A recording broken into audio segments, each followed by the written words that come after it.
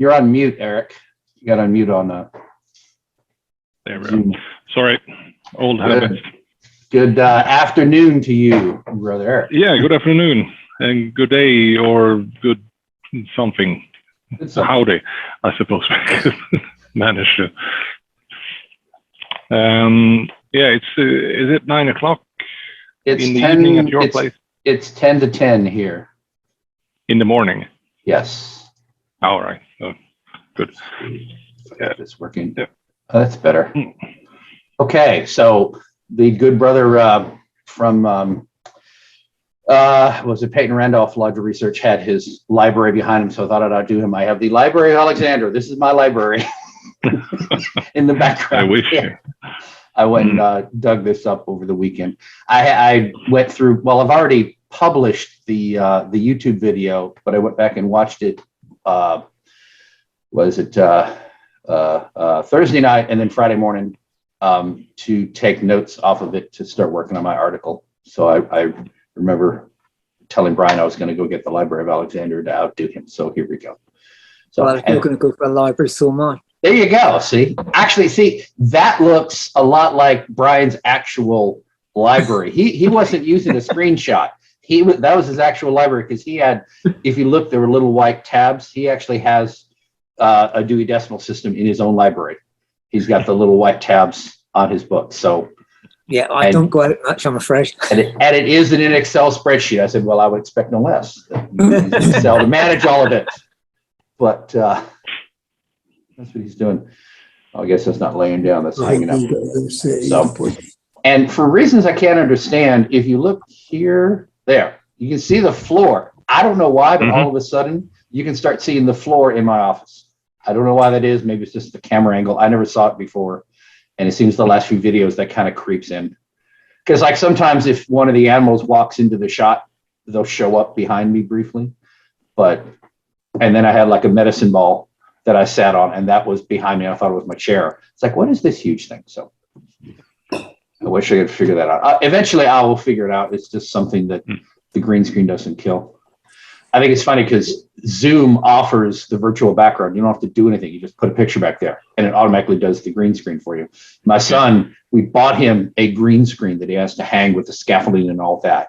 And he goes through all that trouble. I don't bother. I'm like, here, I don't care. I mean, I can just turn it off. See, there's my office. So nothing behind me. But I do like all of these. Let's see. Get rid of that one. This is one where it's actually.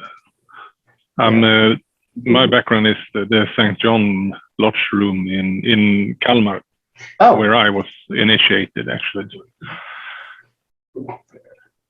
So yeah. Good afternoon, Erik. Can you hear me okay? Yeah, I can hear you. And we can hear you, mate. We just can't understand you. Exactly. Yes. Well, there is that common language barrier. Yes. There we go. Yeah. I will try and be polite. Thank you very much. It'll be a first, mate. It'll be a first. Okay. No, I'll not bother. I'll just continue the way I am. Good.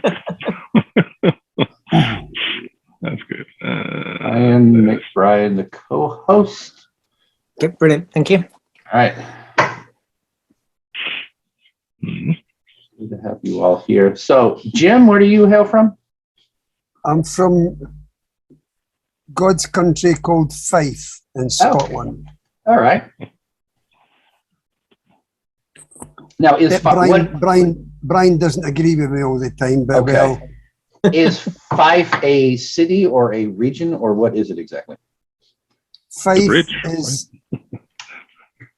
it's the Kingdom of Fife of Scotland. Okay. It's a region of Scotland. A region. Okay, that's what I thought. And as you can see on my board there, I'm a past master of Lodge Oak. Very good. 77. All right. Because I always wonder, because like when we're here in the States, you know, it's like I'm from Virginia, which is a state. And then I can say I'm from the city of Virginia Beach, or the region of, I guess, Kempsville is the local region I'm in. Hampton Roads would be the area of Southeast Virginia I live in. And I lived here many years before I finally found out that Hampton Roads has nothing to do with the paved surfaces. It has to do with the waterways, which are called roads. So it's Hampton Roads because we have so many lakes and rivers and bays and all that, which of course made this a huge shipping area early on, and that's why it became populous. But that's why you can't drive more than 5 miles without going through a tunnel or over a bridge. They're just all over the place. I actually live approximately 14 miles from the Grand Lodge of Scotland. Oh, very cool. In Edinburgh. Mm-hmm. And good morning, Dudley. You were here a week, I think last week before. Good to have you with us.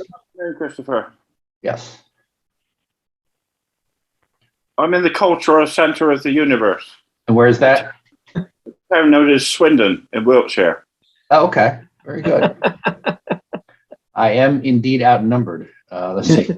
Paul, you're somewhere here. No, you're in Virginia, are you not, Paul? Or No, I'm in New Orleans. New Orleans. That's right. You're in New Orleans. That's right. Okay. So I've at least one Yank here backing me up. All right. Looking at Alan's background, you got two. Yes. Hello, Alan. Hello. Oh, Alan is not actually in his truck at the moment. Or is he? I don't know. He might be. I just got a decent background. I'm here. Okay. Very good. Oh, All right. cool. All right. And morning, Brian. You're still muted if you want to say hello. There you are. Good morning. I'm Good to have from you. Winnipeg, Oh, very good. Canada. Yes. Finally, a Canadian contingent. Yeah, I haven't seen, who is it? Is it Neely? Brian, who is it? Is it Neil? Yeah, Neil does show up occasionally, but he hasn't been around for a while. I've spoken Right. to him occasionally on Facebook and that, but that's all. Yeah, he's my official Canadian. Him and Cameron, my official Canadian representatives. They're here pretty regularly. And David, good to have you with us. Where you hail from? I'm in Richmond, Virginia. Oh, excellent. All Happy to right. be here. Yes, glad to have you here. Lodge Oak actually has a small contingent over in Ohio at the moment. Oh, They're with the Ohio Master Travelers Club. okay. So they're doing a 10-day trip over there just now.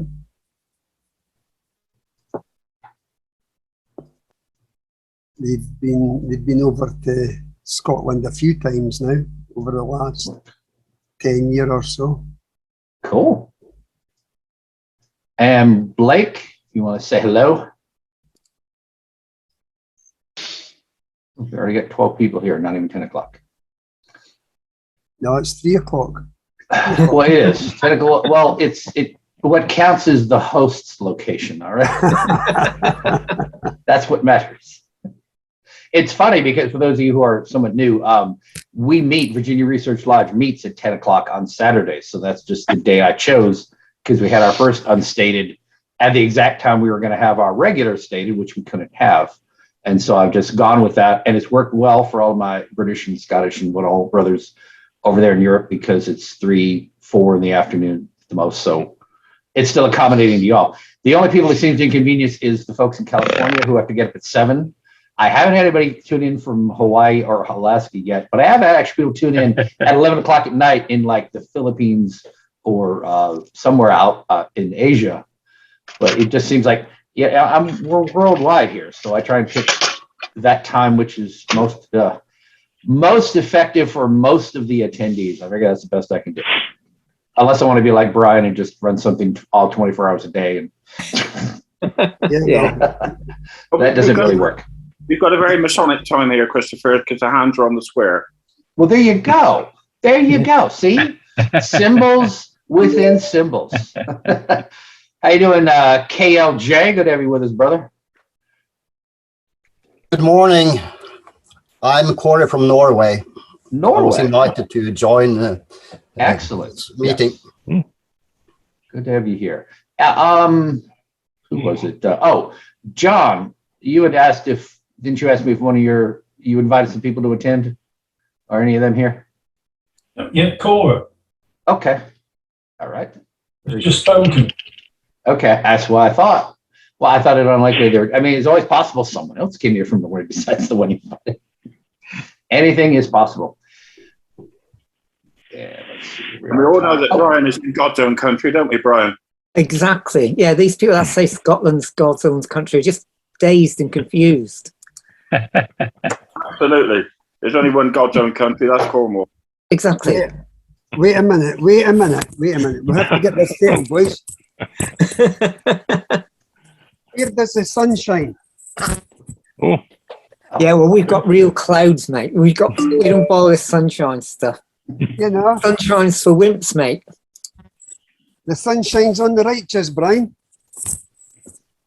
Not always. Sometimes sometimes God makes a mistake. You don't have the Atlantic there, though, Jim, do you? No, it's the north. Unfortunately, it's the North Sea we've got, and it's bloody cold. really, yes. Hello, Lee. Hi. We've only got the Baltic, and of course, Baltic goes without saying, doesn't it? How cold it is. 100% right there, Lee. All right. My name is Chris Douglas. I'd like to welcome you all. It's 10 o'clock now.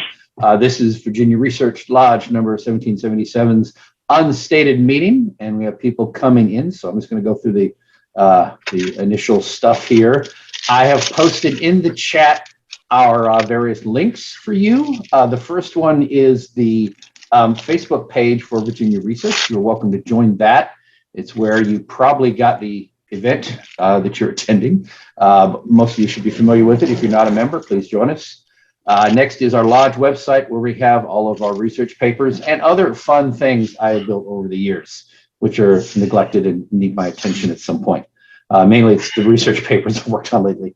Then our YouTube channel, which is where all of these get posted to after I've published them. I think I knocked out 3 in a week. I think it was early this week I got all 3 of them caught up, including the one with the research lodges where we had the panel discussion, which was 2 things ago. And I think, yeah, I believe I did do, we're all caught up through today, are we not? I think, because I did publish the one on the Golden Knights as well. So I know I did 3 in a row, got them up there. And then finally, my email address. So if you are interested in our weekly research papers, you can join our Facebook group and then message me from there. I'm the admin, I'm on there all the time. Or you can email me directly and I'll be happy to add you. We send out an email every week with a research paper from Virginia Research or one of the other research lodges in the state of Virginia. I see we have more people coming in. Welcome. Good to see you again, Brother Kurt. One of our regulars. And you're muted, but that's okay. Got you on mute there. Hello. How are you? First of all, good. We have several people. We have people just coming on in. That's great. Good to see you all. I did want to pose a question as people are coming in here. And this is, I guess we can talk about it. It's a ritual question, but since the word's out there so much, I think it's fair to ask. But a common expression, and remember, I'm coming from Virginia. Most of y'all are from other Grand Lodges, but a very common expression of identifying another brother when you see him is to say, oh, I see you're a traveling man, or I see you traveled some. Now, when I first heard that phrase, I was able to figure out they're talking about being a Mason, but as far as I can recall, there is no Virginia ritual that talks about being a traveling man. And I don't think the word travel actually appears in the ritual that I think of. So I'm trying to figure out whose ritual is it where the phrase traveling man comes from? Because we all kind of get traveling, you know, you move around Chris, the lodge. Yes. We're traveling to the east. Yes. All Masons are traveling to the east. Yes. But that was the way I was taught. Okay. And I'm sorry, who was No, it's speaking? not ritual, but that's what we're doing. Okay. And I'm sorry, who was that? Lee Eccleston. Oh, it was Lee. Okay. Yes. No, I just think in terms of well, no, it was a partial answer maybe, or just something to think about. Linguistically speaking, from the Masonic rituals that happen on the continent of Europe, the fellowcraft degree. When you are a fellowcraft, you are often referred to as a journeyman or a traveler. And maybe that's the beginnings of where this comes from. I think journey has a different meaning, but well, I'm just offering it as a thought. Yes, by all means. I mean, there are no wrong answers. I'm just asking because it came up in the discussion on Facebook today, and it's like, where did traveling man come from? I mean, you would think that would be in non-English languages, the fellowcraft is very often referred to as a journeyman or a traveling man. Well, I mean, we have journeyman here, and I mean, in English, if you're a electrician, you're an apprentice, and if you got a license to be a electrician, I think most states in the U.S., you start off as a apprentice electrician and then become a journeyman electrician and then a master electrician. That's clearly patterned after us, but that's simply the titles. That's what they use. So I think they borrowed that from Masonry. So I'm just curious if the words traveling man as that actually appear in someone's ritual. We do. In fact, I think the Scottish Rite, they mentioned it about traveling from the east, west towards the east. Reed, you're about to say, mate. Go ahead. Reed, Bunny? It does in Utah. It actually, that you are traveling east is actually in the ritual. Okay, very good. Okay. Cheers, Reed. It just seems to be one of those things. It's interesting because a lot of discussions online I see is people talking about meeting people on the street, and apparently it's not common here. And I'll say I think it's probably more common among the Prince Hall brothers here in the U.S., where there is this protecting your light nonsense, I'm going to call it, where basically somebody walks up to you on the street, sees you wearing a Masonic hat, and interrogates you, and basically demands you prove your proficiency to them right there on the street. Neither one of you is in a lodge. Neither one of you is attempting to visit anybody's lodge, but you're just wearing Masonic regalia. And some organizations take it upon themselves to say, well, if you're wearing it, you can be challenged at any time to prove your proficiencies. And I thought, it's like, what kind of thuggish crap is that? I mean, I honestly think it comes more from more of an overlap of a fraternity kind of thing, that there are Masons who are also in Greek fraternities who, within a Greek fraternity, while you're in school, obviously people can challenge you for whatever reason. But in Masonry, we simply don't do that. I've talked about it a lot online. It's like, look, if I can talk to you, I can meet Erik in a Facebook group, and we can be talking. It's like, I don't know that you're a Mason or not. You tell me you are. I take you at your word you are. But unless and until you're showing up at my lodge door and you want to actually attend a tiled lodge with me, I don't have to make you prove anything. That's ridiculous. If I just meet you on the street or we're talking online, I just take you at your word you're a Mason. I talk to you about anything that's not secret, anything that I can talk about with anybody outside the lodge, and there's no reason for you to prove anything to me.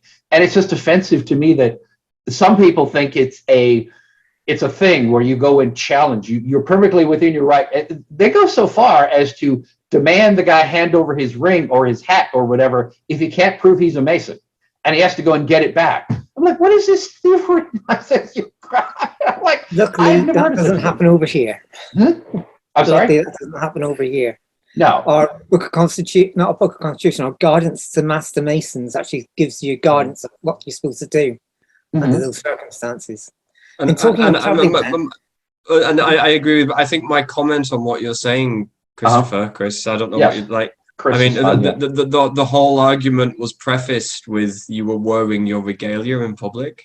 Yes. Well, that's not a done thing anyway. Like if you're wearing your regalia in public, then of course you're going to be challenged and questioned. And regalia. I don't really see what the problem is here. The regalia. If you're going to wear it in public, expect the questions. Well, no. If you don't want the questions, don't wear it in public. No. When I say regalia, I mean regalia has a specific meaning, and that would be wearing like your jewels or something that you don't only wear in lodge. I use regalia in the broader sense of just wearing a Masonic ring or a cap or a t-shirt, polo shirt, something with a Masonic emblem. If you don't want people to ask you about it, then don't demonstrate it. I mean, it's a question of what's polite. Okay, Lee, you and I bump into each other at the local Farm Fresh or whatever, and I say, "Hey, I see your hat." Here's what I'm going to say: "Hey, what lodge do you belong to?" perfectly neutral, innocent question. You say, oh, I'm a member of such and such. Oh, cool. And we talk. I'm not going to make you prove that you're a Mason to me. I'm just simply, I'm curious. Oh, you're wearing a hat because you want to strike up a conversation. Okay, I'll ask what lodge you belong to and just take you at your word that you're a Mason. If we talk a bit and I say, well, hey, why don't you come visit Ocean View? And then I make sure before I actually invite you that you belong to a lodge within a jurisdiction we recognize, or you're in a Virginia lodge, and make sure you be able to attend.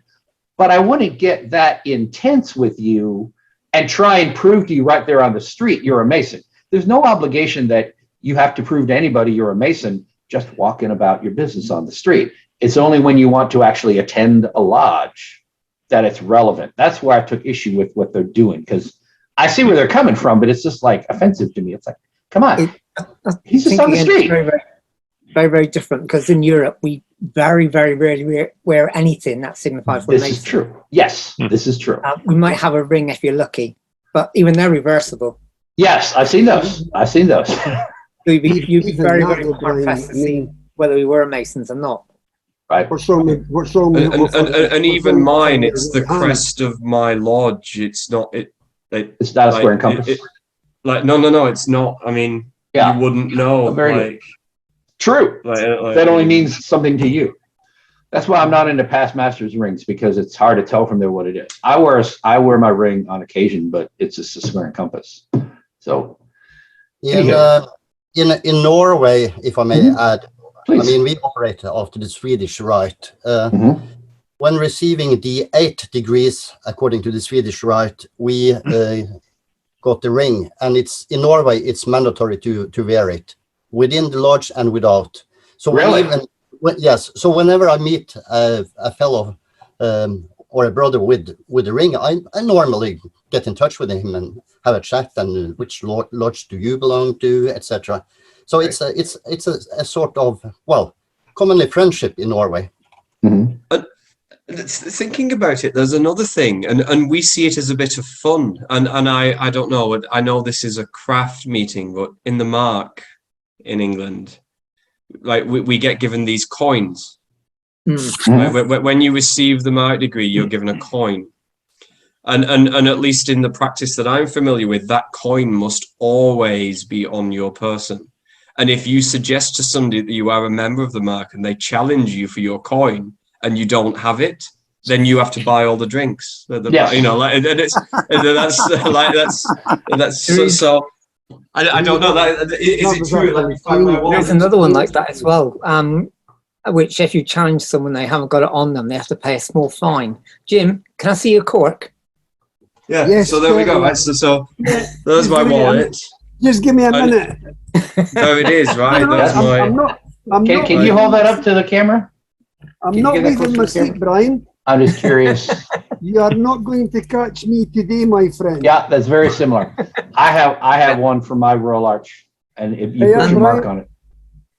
And there's. And I think in a way, it's all just a bit of fun, isn't it? Oh, certainly, yes. And you're willingly participate in it. But again, that's among people in the same organization. This is something more of because, and again, this is probably has to do more with there are clandestine Masons, a lot of them out here in the States, and you're not necessarily in the same jurisdiction as someone when you see someone on the street. You know? But Christopher, what's wrong with offering your right hand?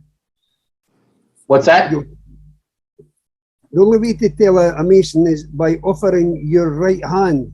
Right. And give him the grips, or give him half a grip and see if he responds. If he doesn't respond, I just cancel. Oh.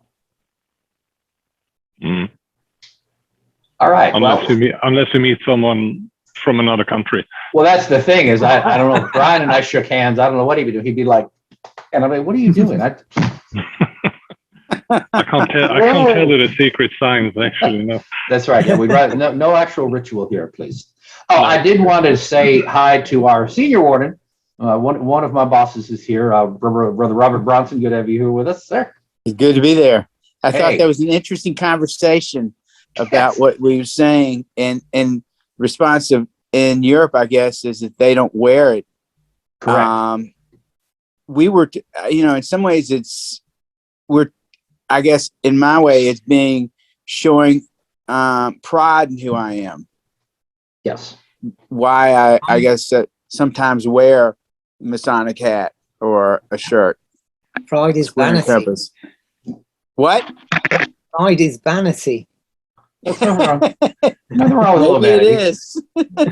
it is. It is. And the cultural distinctions are quite dramatic. I remember being in an Italian lodge, and the guy's like, there's a lodge in, it's north of Naples. I forget the actual area it's in, but it's Harry S. Truman Lodge. It's a military lodge, and everybody there is U.S., either contractor or Navy or something. And I attended that quite a bit when I was there.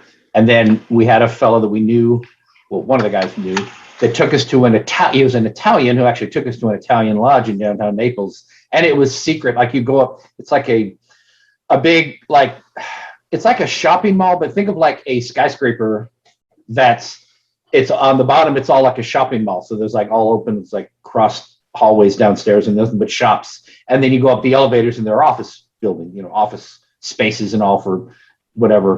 And then there was the lodge had a nondescript office on one floor, probably the whole floor, this building, nothing outside to tell you there was a Masonic lodge there. And I walk in there and I'm wearing my blazer and I got my name badge and I've got like a couple of lapel pins on.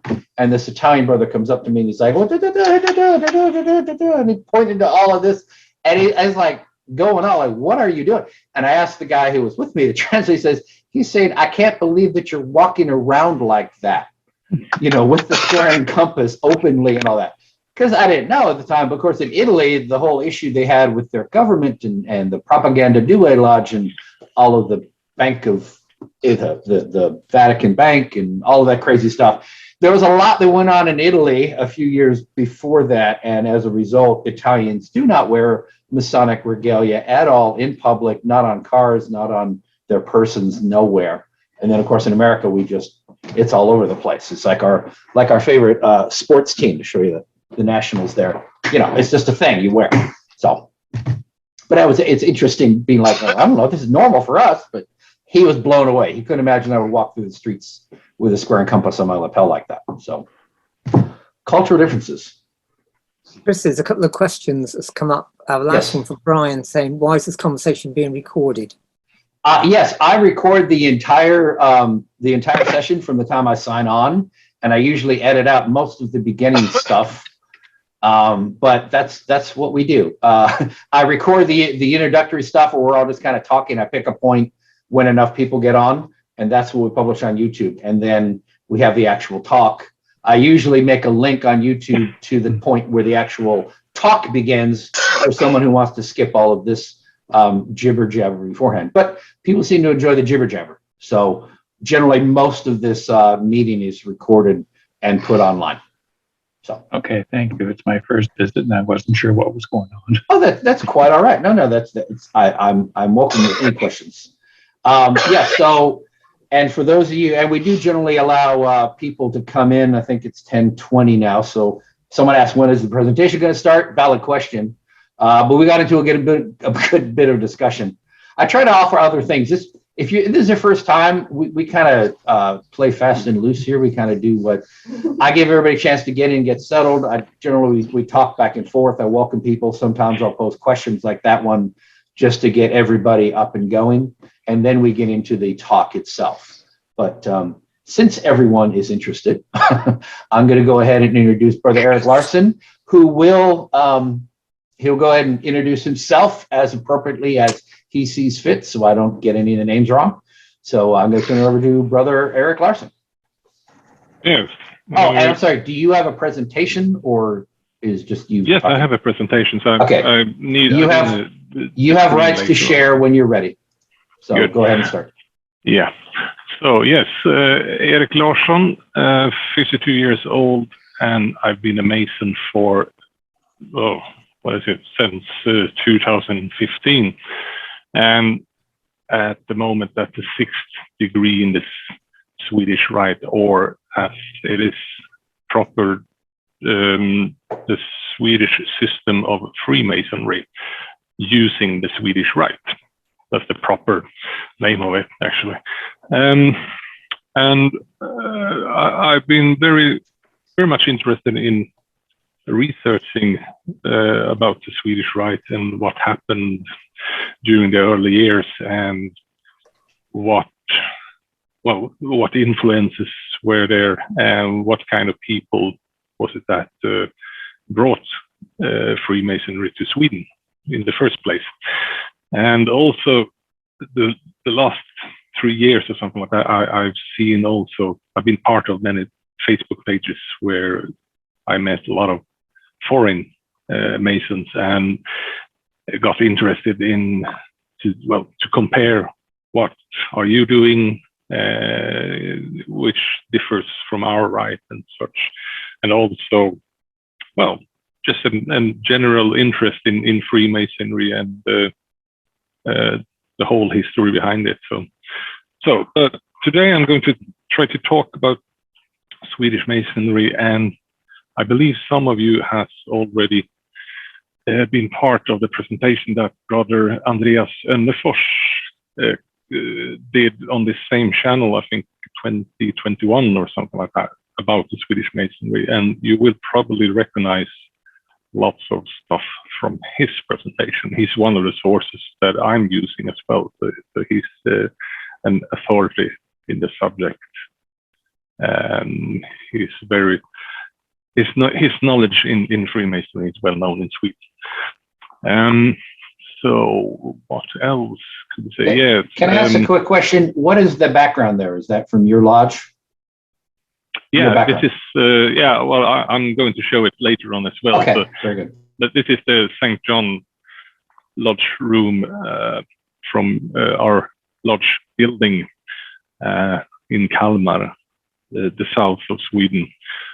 I was born myself in the north of Sweden and lived in Stockholm for some years, and later on moved down to Kalmar. So I've been living here for the last 8 years. But so this is the room I was initiated in. Yeah. So as you probably can see, there's a lack of certain objects, I suppose. But let's see. I will try to share my screen. Just a moment here.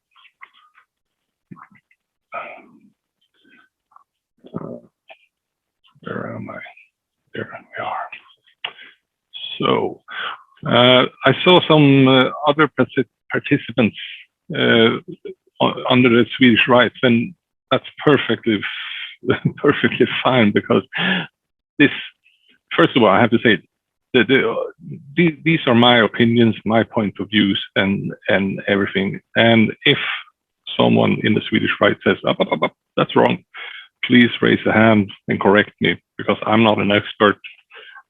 So things that I'm saying could be wrong, definitely. Definitely during the early years of the history, because there's actually quite a mess during those first years. So, and to anyone else, don't hesitate to raise your hand and ask questions, and to abruptly stop me and ask questions. So we get a nice discussion. That's perfect. So let's see. I think this is the one. Of course, Macintosh. There we are. Bollocks. Excuse me. I think I have to do a thing. I can't share the screen right now. I think this is bad. I have to return back, actually, because I'm at the Macintosh and the security setting is a bit strange. So okay. Just give me 1 minute. I'll be back. Okay, that's fine. Yeah, so if we can forget about the ancient and modern division. Once we can unite Windows and Mac, then we'll have universal peace. Yeah. Okay. All right. Well, he'll be right back. I think he signed off. He's going to sign back in again. So that's quite all right. It happens. So if I didn't get a chance to welcome everybody else, welcome, and welcome. Oh, and welcome. So good to have you all here. Eric's coming back in. Earlier on, we were talking about traveling man. We've got a guy in our group, Reed, actually, who's been showing us pictures of all around America. He's been traveling. We've seen just views out of his car window, which has been absolutely amazing. Very cool. Let's see now. There we are. I think. Desktop one and share. Right. So there we are. Hope everyone can see. Yeah, that's fine. Right. So to start with, this is the St. John Lodge room in our main main temple, or what you could call it, the Grand Lodge of Sweden in Stockholm. And as you can see, if you compare to the image behind me, it's a bit different. I myself haven't been there actually, so yet, but I'm really looking forward to it, and also to look in the other rooms. Yes. So. So the beginning of Masonic activity, it started. The documented start was 1731, when Axel Sparre was initiated in Paris by the Earl of Derwentwater. He was then also given authority, operated the 3 degrees on his soil. So he brought together some friends and started a lodge quite directly in Sweden. There's a gap there. I don't know really why. I think Sparre was raised, or he was initiated 31 and he was raised at 33 or something like that. So probably some wars coming in between. So the first documented initiation on Swedish soil was Carl Gustav Tessin, and it was Sparre who was the worshipful master at that time. At this time, they were using, as you see, the York Lodge, and it was the 3 degrees, the Craft Lodge. So there's going to be a lot of name dropping here. So, for example, you have Sparre. He was very prominent, and he was very important for the Masonic, for Masonry in Sweden. You have Scheffer, who was initiated as well in Paris, and you also have well, there's a lot of names coming up. But the thing is with Swedish Masonry is that there was a lot of people being initiated abroad. So I mean, these people here, Sparre and Scheffer, they were just, well, a few of very many people. So there are sources saying that, yeah, well, sure, this is like the official year, 1731, but there was definitely Masons in Sweden long before that, but nothing documented. So no. Anyway, so after the first years when Sparre started his lodge, there was quite a slow movement. People was slowly initiated. You see approximately 1 new Mason per year. And also there was other people opening lodges. So you had actually quite a lot of lodges operating in Sweden during the 1740s.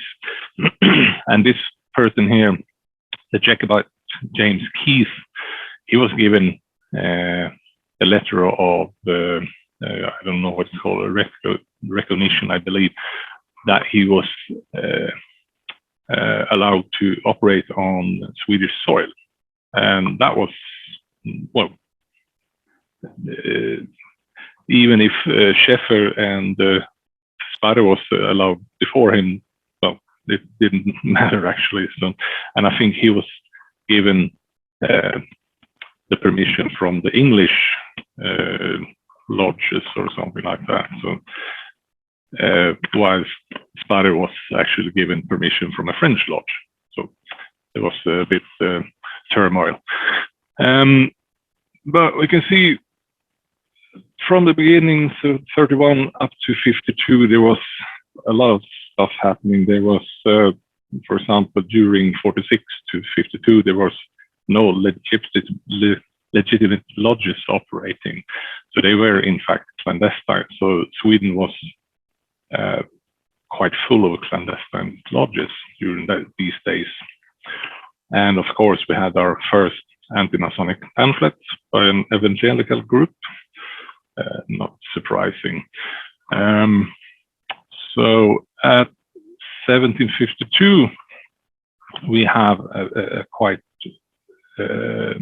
good year, actually, because here Posse, which was initiated, I don't think I have it there, no, maybe later. He started the first proper lodge, actually. This sounds weird, but he took on to himself that, yeah, I'm going to start a proper lodge and I'm going to collect all the different lodges in Sweden and try to connect them and make a type of a ground lodge. So he continued with that. So here we are. Yes, this is a recap of the first years, actually. So I think I have a lot of images in. There we are. So during these years, 52 to 53, here was the first attempt to actually create a Grand Lodge in Sweden. And we have, for example, the Earl of Derwentwater, Charles Radcliffe. Here's actually a connection to the Stuarts. And you in England probably knows what I'm talking about there. And the Stuarts were, I think, they've been driven out from England or something to France, and they operated there. That's a history that I'm not too familiar with, actually. So, then in 1753, the present king suddenly declared himself as the highest leader of all Swedish lodges. I don't know the reason, and it's I've been trying to locate the reason in some historical books, but I can't find it. It's just was he already a Mason at the time? He had been initiated, yes, okay. But the reason that he declared himself the highest leader was I don't know really why. Probably because you had quite a lot of different lodges still in Sweden. There was no cooperation between all lodges. We didn't have any Grand Lodge. So even if he claimed he was the highest leader, he didn't create a Grand Lodge, which would put all lodges underneath him. So that was really weird. But the kings of Sweden are a prominent part of the history of Swedish Masonry, at least from 1800 and so forth. So let's see. Yeah, we could continue here. So now at 1756, we receive the Clermont Rite, the Rite Écossais from France, actually, and even if it's the Scottish Rite and St. Andrew's degrees, it all was made in France. And it's the Red Lodge, I think it's called, actually. A bit later on, we got our first chapter lodges, which are the degrees 7 up to 10. And you see, it's Eklef who is the most prominent person here. He created these degrees more or less by himself, taking the Claremont Rite and influences from other rites and molded it into actually, well, what we see today in Sweden, Norway, Denmark, Finland, Iceland. So after, we could say after 1800s, there hasn't been any big changes in the rites at all.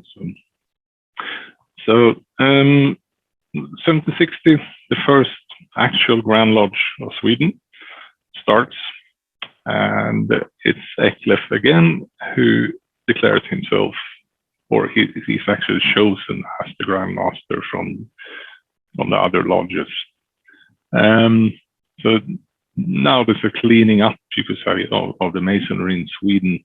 Orphan lodges become part of Eklef, and clandestine lodges are either closed down or incorporated into the Grand Lodge. And so there have also 1771 that the moderns confirmed that, okay, there is a Swedish lodge operating and fine, carry on with it.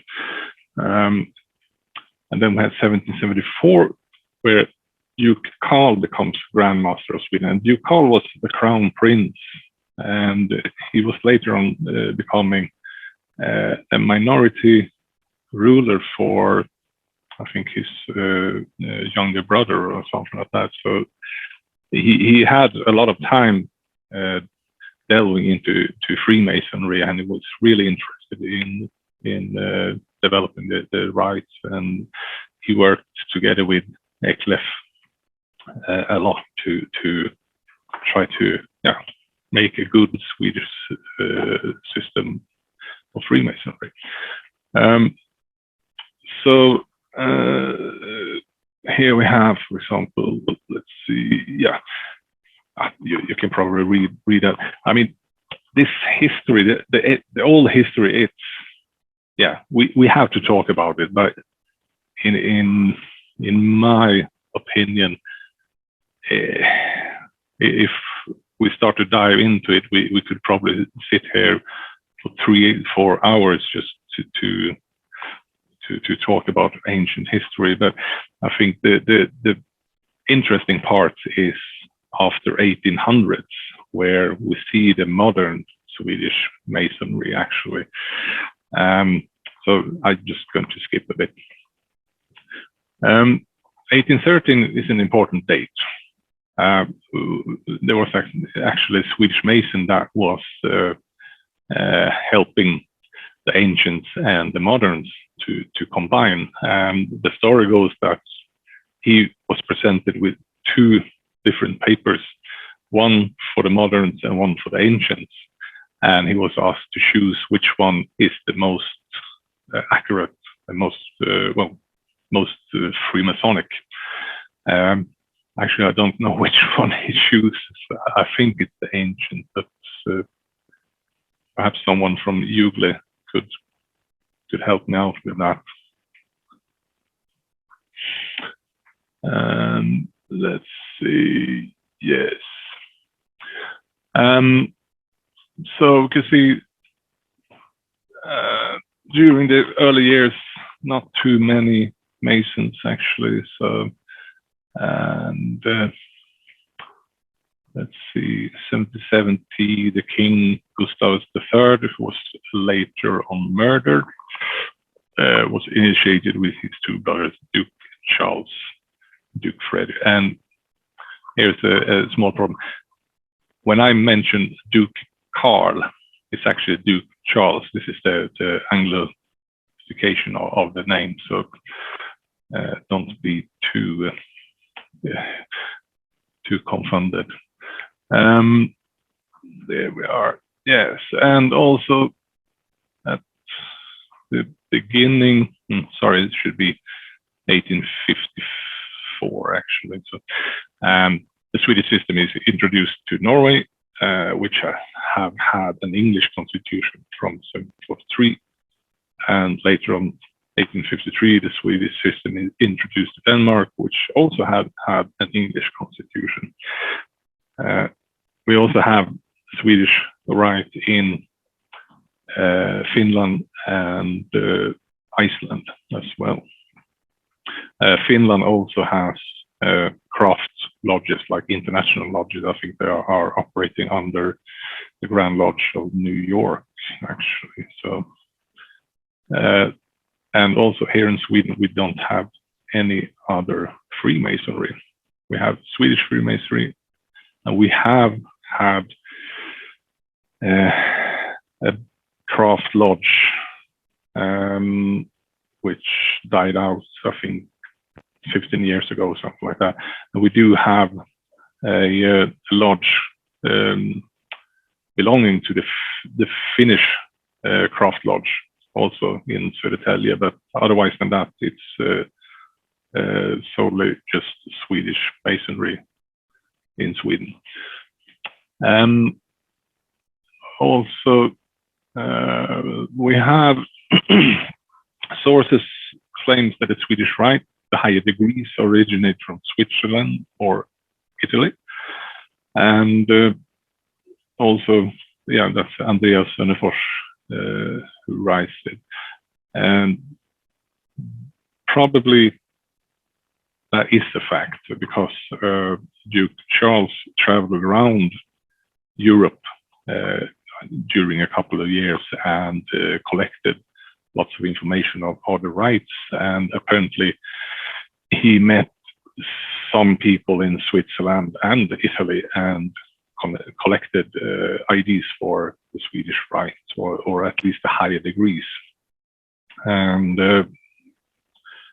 so we could say that perhaps the same sources also claims that the Rite is a mixture of the pure Rite of York and the higher degrees of the French, the Templaries, of the former strict observance, and the system of Rosicrucianism.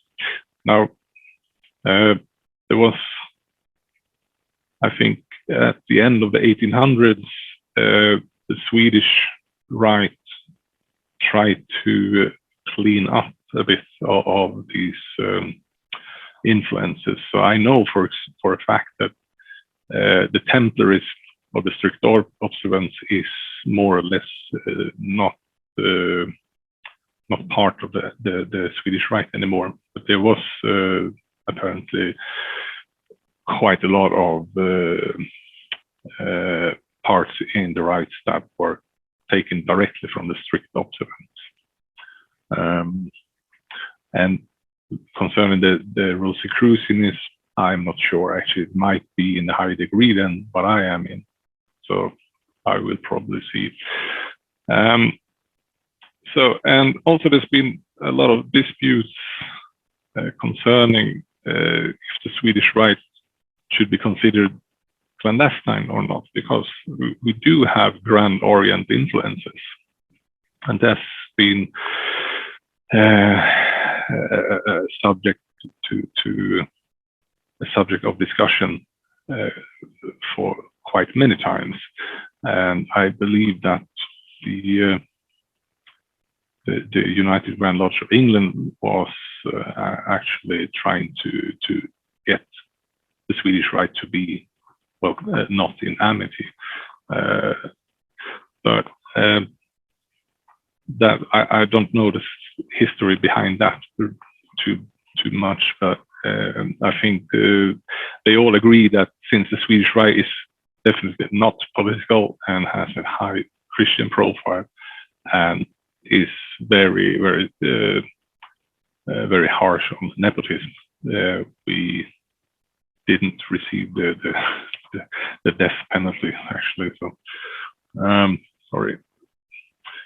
So, yes, no questions so far. I don't see any. Yes, I see. In a high degree, I will probably get some answers from a Norwegian brother. Tack så mycket. So, yeah, let's continue. Here we are. the definitions of the rite. Here is the biggest difference from international Freemasonry, and that is that we don't have appendant bodies of any kind in the Swedish Masonry. And it's 10 degrees in a successive order, and we don't have to worry what we'll do after we became a Master Mason. We know we are going into the 450 degree, and after that we continue. So no problems there whatsoever. Can you choose not to advance, Eric? Can you like get 3 degrees in St. John's Lodge and never go further? Yeah. Or are you expected to? Well, I don't know really if you're expected to, but it's like the common thing to do. Okay. And it's a matter of interest and time and everything like that. So, of course, we have a lot of brethren that actually quits Freemasonry.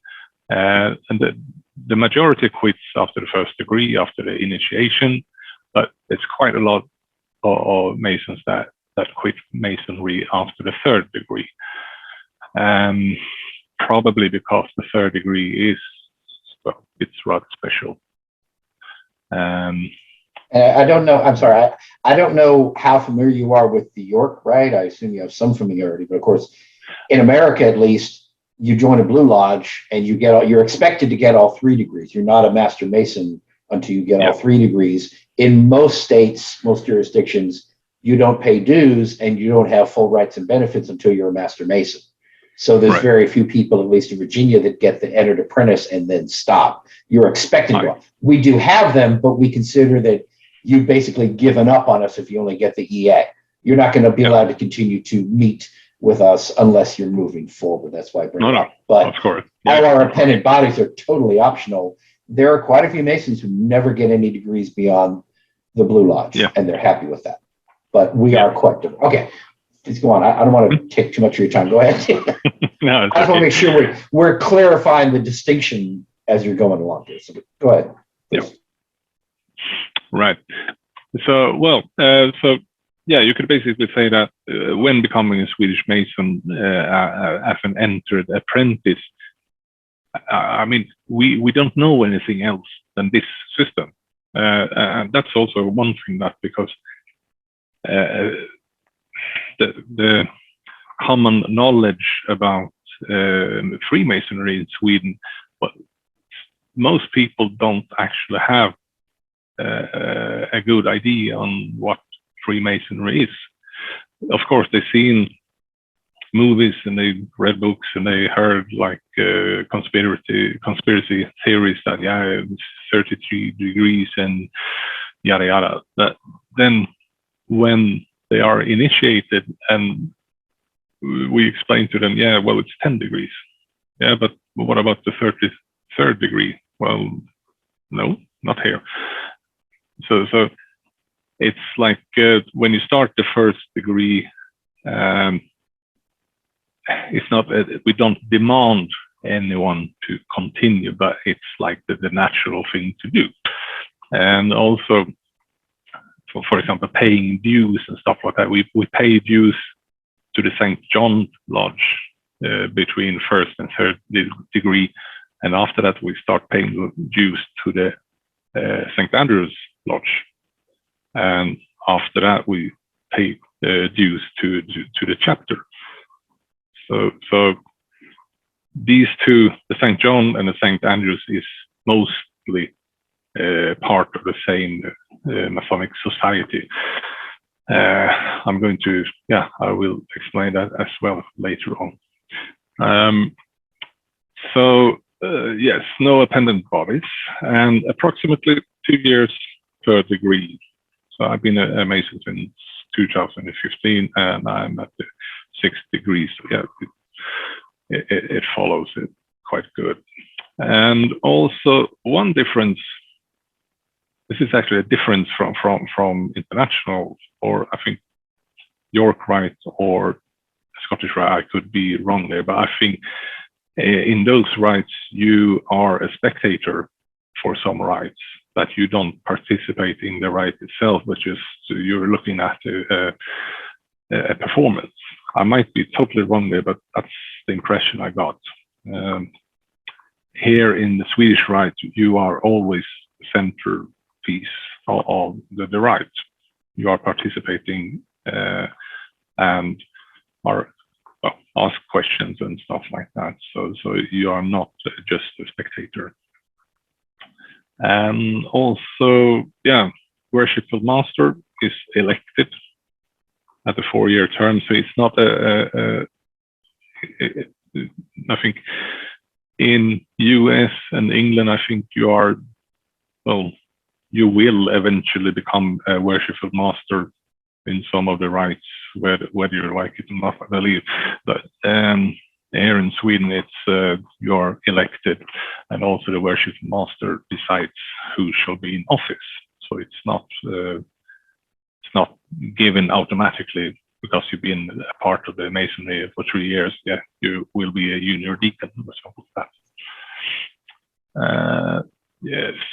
Erik, can I ask, the Christian denomination, that's a big distinction when people learn this. I was surprised to learn this. So clarify exactly what does that mean if you want to join the Swedish Rite? If you can, I know there's probably a rabbit hole, but in a broad sense, you don't have to go to great. Well, in a broad, that's the big difference, you could say, between like international Masonry and Swedish Masonry.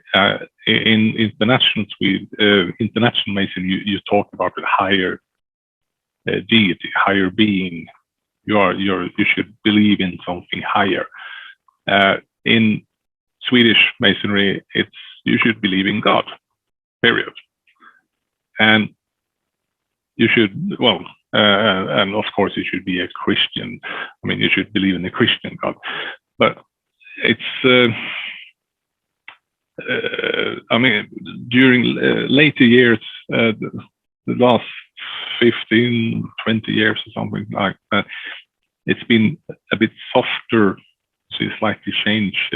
Before you actually had to present a paper that you've been baptized and that you are a part of the church. We don't need that any longer. It's like, I'm Christian, perfect. Thank you. Welcome. So it's a bit of a different, but so for example, if we do a prayer in lodge, it's always a Christian prayer. So it's not a prayer towards a higher being and the great architect.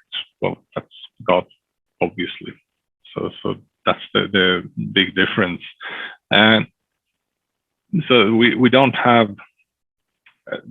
There's been talks about soften it up even more. Should we, for example, allow Muslims, because technically they believe in the same God, but no, it's still the Christianity that is the main thing. And the reason for that is, there's two reasons. First of all, the right was more or less defined by Jacobites, and also Sweden has had Christianity as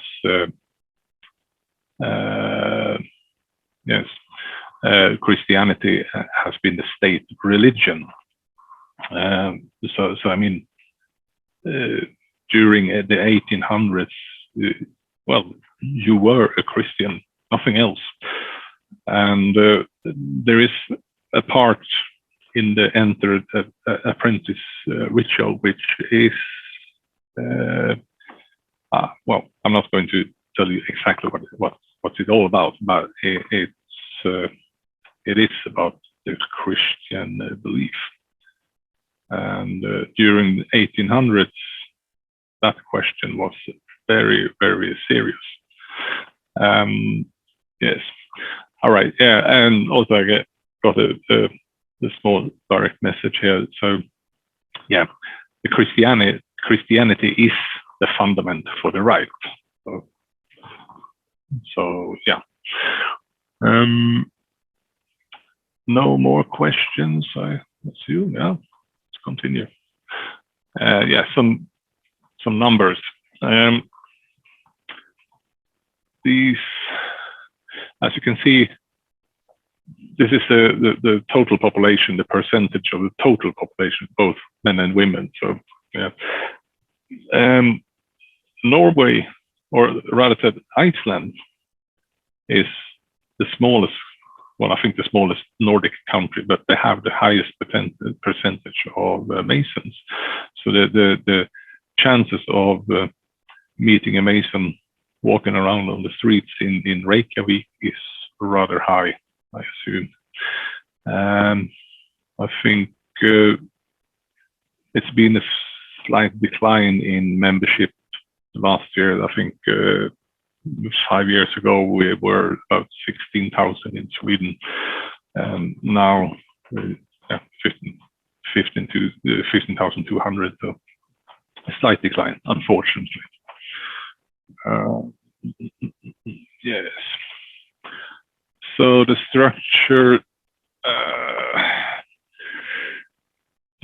of the degrees. As you can see, the St. John de Craft degrees, that's the same as anywhere. So I believe if you come from abroad and are part of a initiation for first, second, and third, you would probably recognize most of it. Perhaps not understand the language, but you will get, well, understand what's going on, definitely. The Scottish degrees, yeah, the Rite Écossais, I don't know, I think it's called the red degrees in rectified Scottish Rite, because apparently these degrees are quite similar to part York Rite and very much to the rectified Scottish Rite, at least what I've heard. Perhaps someone who is part of the rectified Rite could tell me otherwise.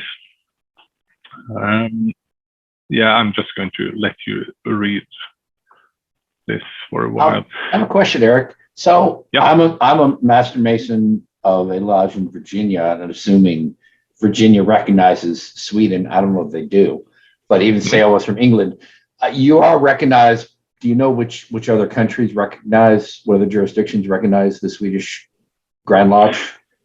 Yes, I mean, everyone, we are recognized by United Grand Lodge of England, and also by, I think, every Grand Lodge in US.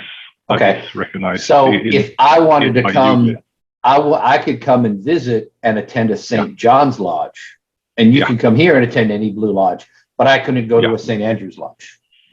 Is that correct? Well, yes. No, that's not correct. I'm going to show you a chart later on. Oh, okay, sorry. If I'm moving ahead, sorry. Yeah, we're going to clarify that. Okay, very good. Okay, I'll let you go on with it then, please.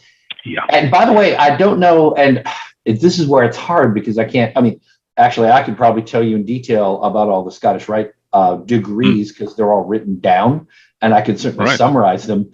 I'm curious because, of course, the Écossais degrees became the Scottish Rite degrees, which became, the Scottish Rite here in America, and then came back to Europe and spread everywhere. I'm curious as to if there is like a one-to-one comparison between any of these degrees and the Scottish Rite as I know them. There is a Knight of the East degree. There is a Knight of the East and West degree.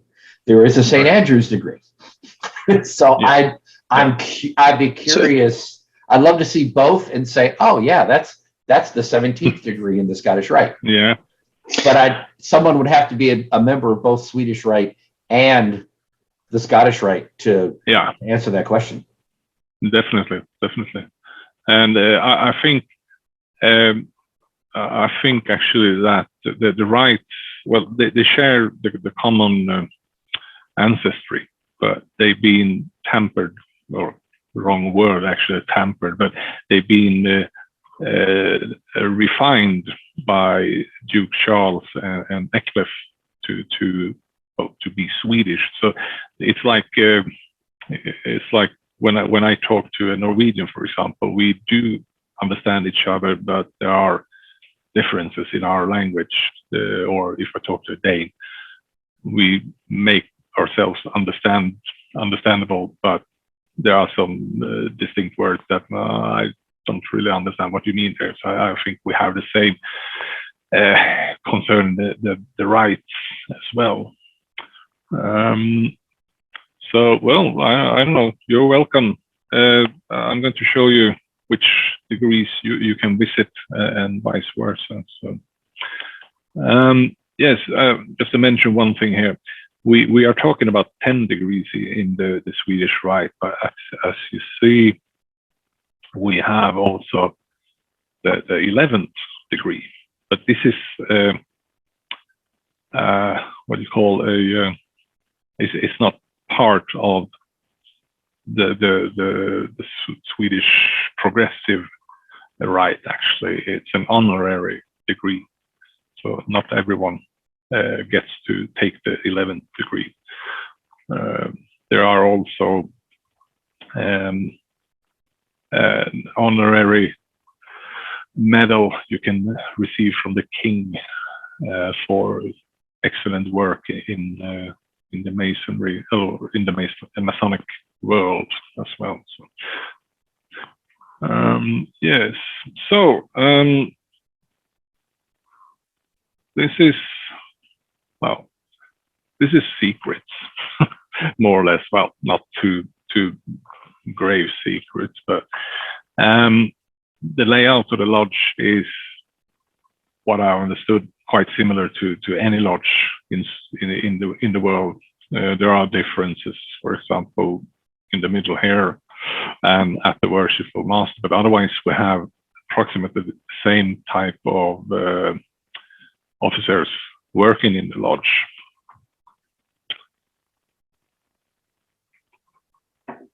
So we have worshipful master, of course. We have the junior warden and senior warden, and also the tiler.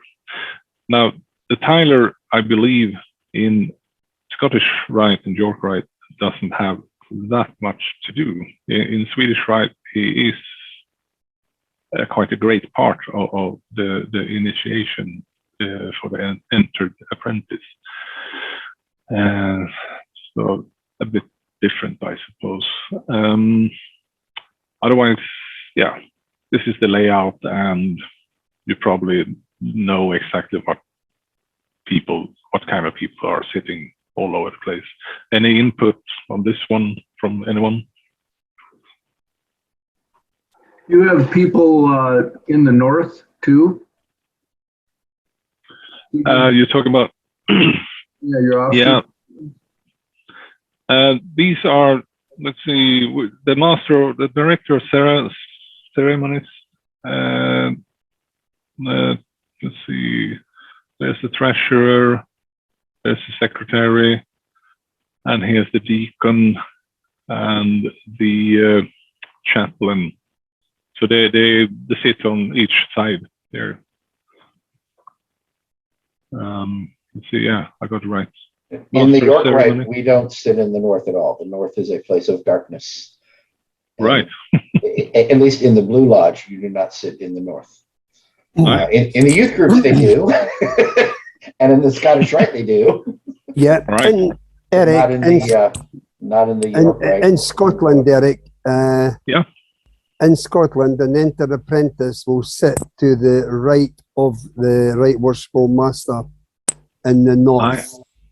Yeah. Apart from that, in my own lodge, a Master Mason could sit anywhere apart from the chairs that he's not allowed to sit in.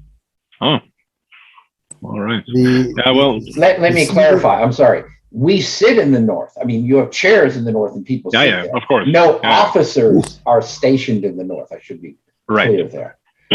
All right. Yeah. Sorry, if that wasn't clear.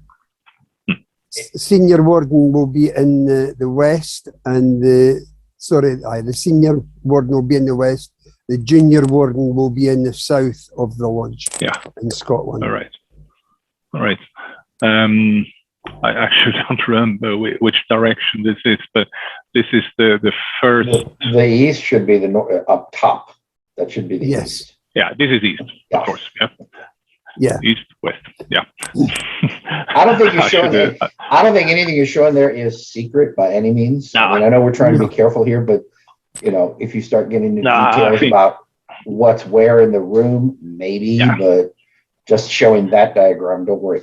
The names of officers and where they sit, I don't think it's considered a secret. Since no, if we sometimes have open days in our lodges where members of the public can come in, and we will be sitting where we should be sitting, depending on the office that we hold.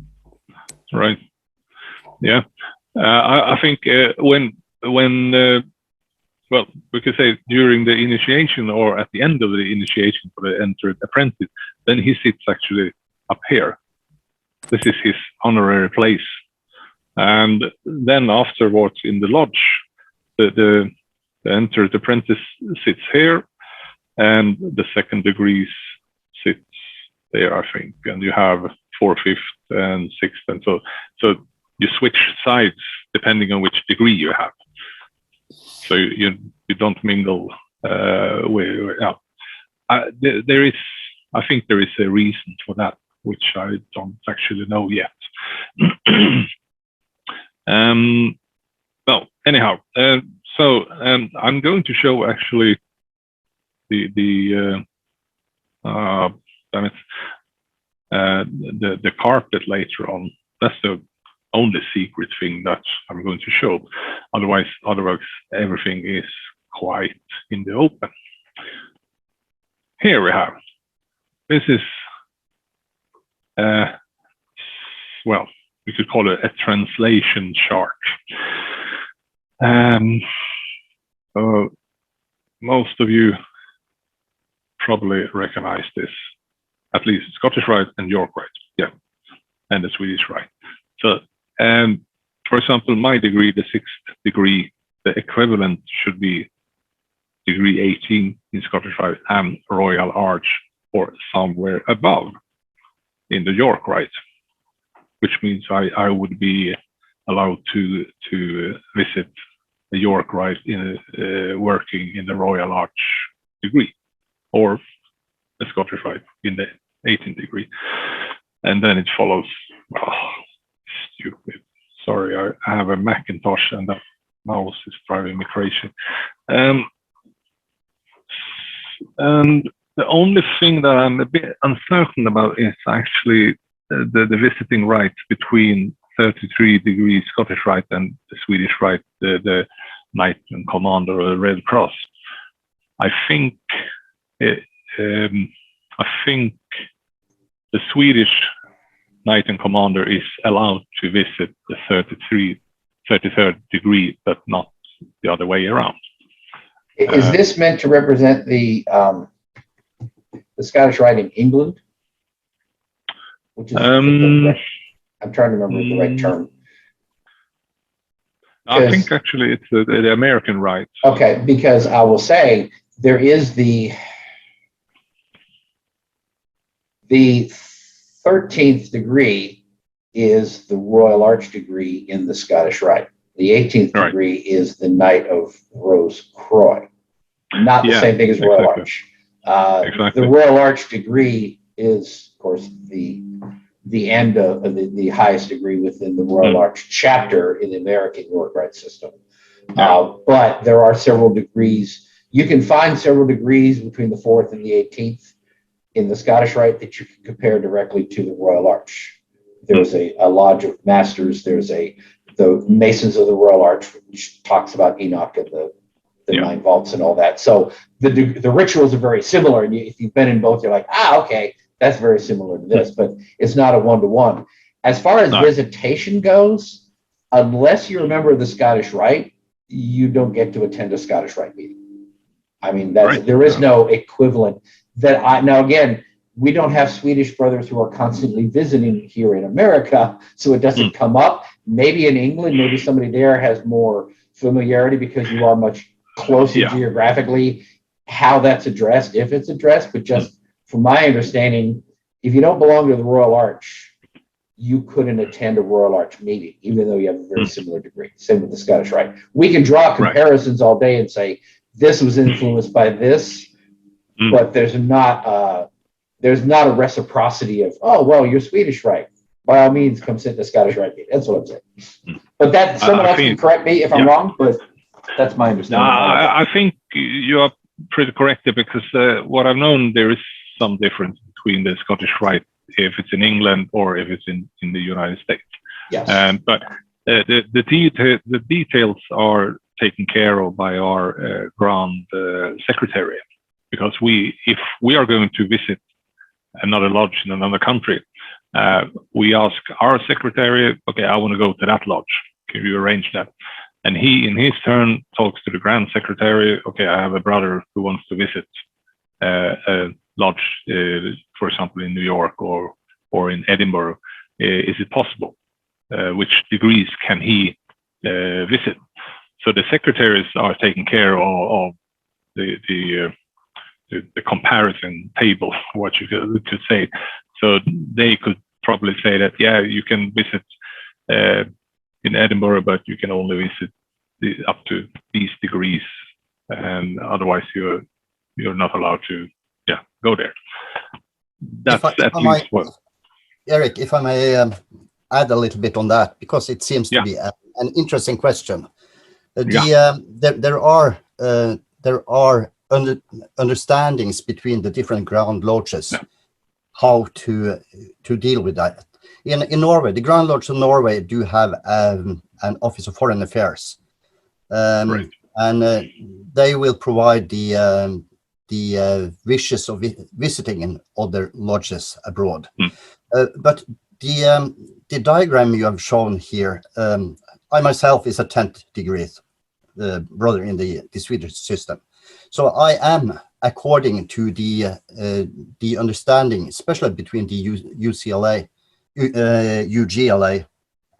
yes, the United Grand Lodge of England, and the Grand Lodge of Norway, will be entitled to visit up to the 32 degrees in the Scottish Rite.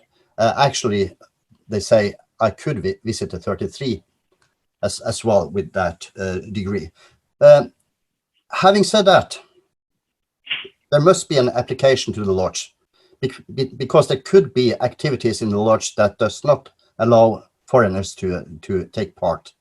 But in principle, we can attend these lodges. And there is also an understanding between the Grand Lodge of Norway and the different Grand Lodges of in the US of visiting. But again, there are certain procedures to be announced before we attend meetings in foreign countries. As for the blue lodges, the first, second, and third degrees, that is pretty simple. Haven't had any problems whatsoever.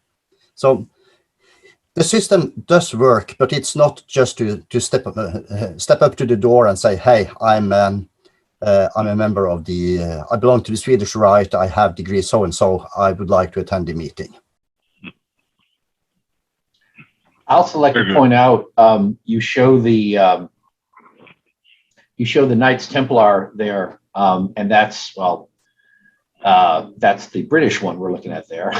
But by the way, I wrote a paper that talks about the Swedish Rite, and it's not as well informed as yours, but I have some questions as we go along here about that, because I thought it was quite interesting. But all of this overlap, and this influenced that, and so on. You mentioned the rite of strict observance, which only existed about 50 years, but the strict observance gave birth to the rectified Scottish Rite and the commandery in the US, which is just blows me away that there's, I want to spend this paper I wrote on, it was called From Swedish to Scottish, the Masonic Rites of Europe.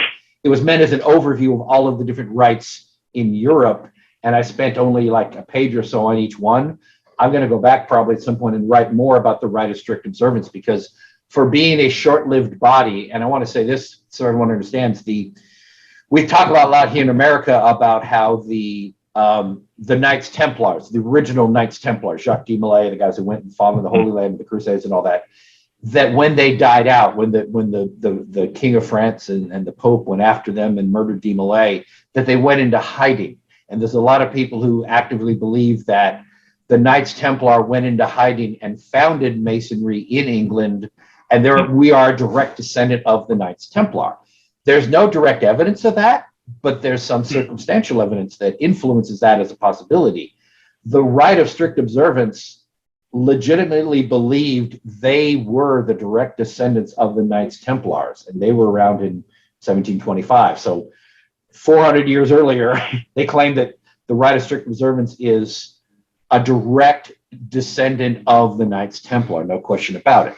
They led to the formation of the modern day Knights Templar or Commandery here in the US, which typifies and honors de Molay and the Knights Templar, but we don't claim that we're a direct line descendant, whereas the Rite of Strict Observance did, and that's a major distinction. So it's curious, it's just how much of an influence the Knights Templar, the original one, had on Masonry in various ways. And the more I learn about it, the more confused I get, because it's like, well, okay, well, how true is it? Because there are people who swear up and down they had no influence whatsoever. I don't quite buy that, but it's just the Rite of Strict Observance was a key player in things, and we see influences in all of these other bodies. You have an influence in the Swedish Rite, but you don't recognize, like, you don't have any degrees that directly coincide with the Knights Templar, do you? Like the Knights of the Templar, the Knight of Constantine. You don't have like a 1-for-1 comparison. Well, I think perhaps somewhere in these the so-called Templar degrees, I don't know. Right. But well, maybe in 3 years I'm able to answer maybe you'll know better. Yeah. But I know for a fact that the Swedish Rite was cleansed, or how you should say, right, from influences from the strict observance, because we apparently try to clean out the most obvious Templar influences or Templar IDs, because it was during this time. I mean, it was very romanticized that we descended from the Templars and yada yada. But right. Then after a while, people finally, they realized, cool ID, but nah, perhaps we should try to. You think it's not you no longer believe it's literally you're the descendants? No. Okay. No. And that's interesting. And this should be obvious, but I like stating the obvious. Rite of Strict, the Knights Templar, the original ones, were all Christians. The Rite of Strict Observance were Christians. The Swedish Rite is Christian. The Knights Templar Commandery in America is Christian, where the Blue Lodge is not. So clearly there's that Christian thread through everything here. And it's kind of funny that you're talking about, you're weeding out any references to the Rite, any influence of the Rite of Strict Observance. Again, that body died out in 1776 when its founder died. Yeah. But 2 centuries later, you're still getting. It's one thing to say you want to get rid of the. Are you just talking about not influence directly? Like the Grand Orient is still very much around.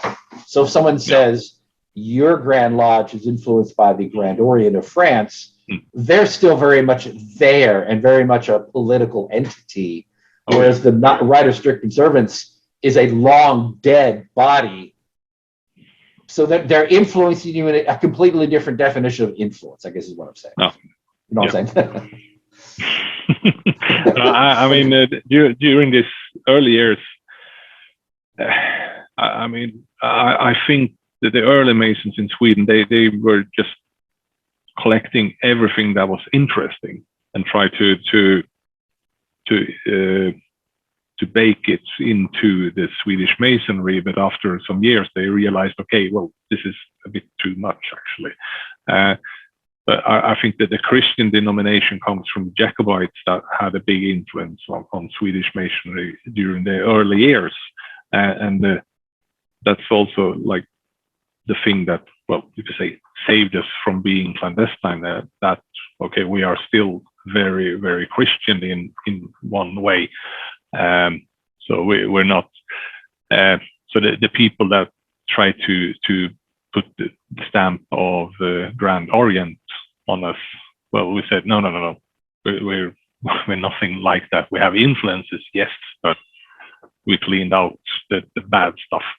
And so, but still, perhaps in the next degree, I might have another opinion. I don't know. We'll see. But then you won't be able to tell us. Exactly. It's a secret. Yeah. So, but this chart, it displays, as a brother from Norway explains it. Yeah. This is approximation. I mean, it's not entirely true.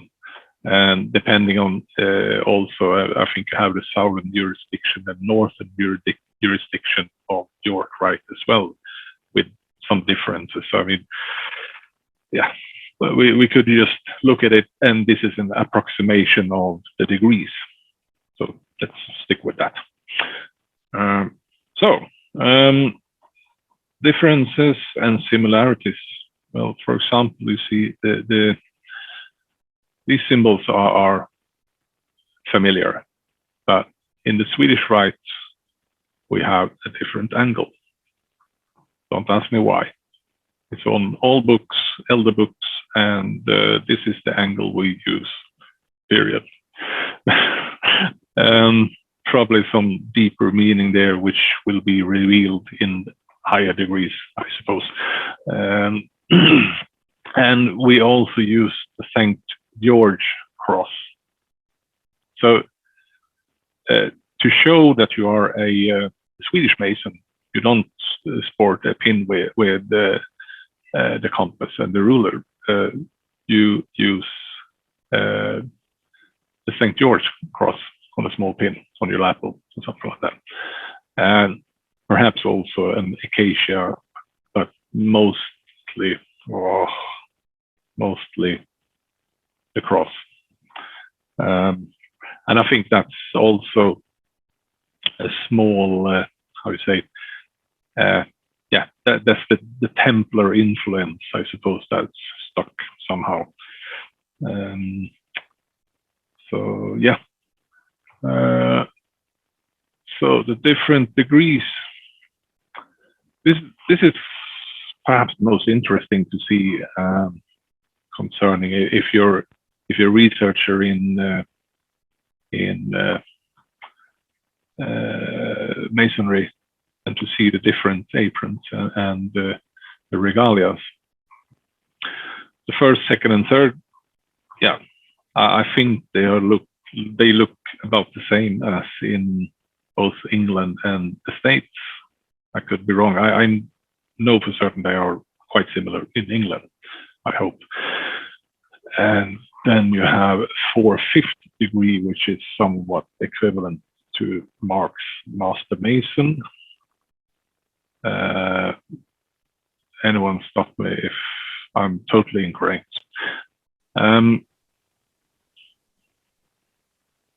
So, yeah. Yes, of course. I'm sorry. The 4th and the 5th degree of the Swedish Rite are not comparable to any other degree. I know from Germany, the Swedish Rite, the York Rite, the Scottish Rite, there is no comparable. Only the 6th degree is like the Scottish Master, and the story is the same like the Royal Arch, that's right. But it's not like the Mark Master. But for my American friends, if you look to the black apron of the 4th degree of the Swedish Rite, this is comparable to the newly allowed Templars apron I don't know the English term. Sorry, I'm German.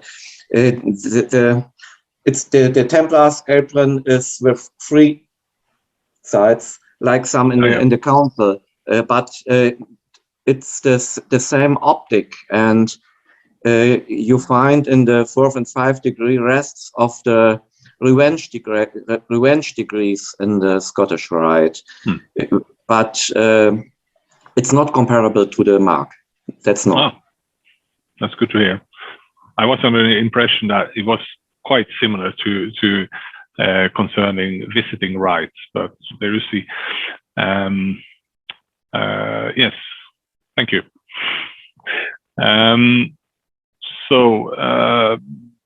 Yeah, the 4th, 5th degree is quite unique as well, because that's actually 2 degrees in one. The reason I'm not too certain about, maybe so that you have like 9 degrees in total, counting the 4th, 5th like 1 degree. So, and 9 is a very good number in Masonry. And here we have my degree on the left, the 6th degree. Well, quite nice, I would say. Some of you might recognize the symbolism. I have a question, Eric. First of all, and I realize this is a stock photo they put up, but do you wear white tie to your meetings? Is that the standard dress? Okay. Oh, yes. And then do you purchase these aprons when you're in each degree? No. Or is this what you wear? Like, is this an officer's apron, or is it just what you wear during the meeting? This is, we borrow the regalia from the lodge. So we never own our regalia ourselves. So I mean, my regalia, which I'm wearing now, has probably been worn by maybe 10, 15 brethren before me. And, so when everyone who attends the meeting would wear the sash, the cordon, and the apron. In the 6th degree. Okay. Yeah, exactly. And when we're having the agape, the dinner after, you remove the sash and you remove the necklace and the apron.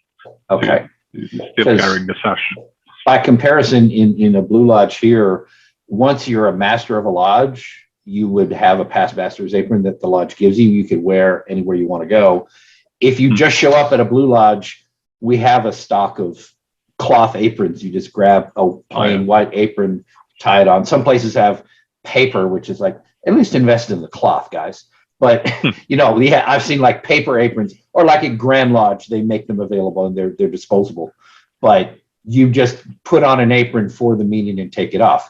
If you're an officer, there's a more ornate apron and jewel that you would wear just during the meeting, but that belongs to the office.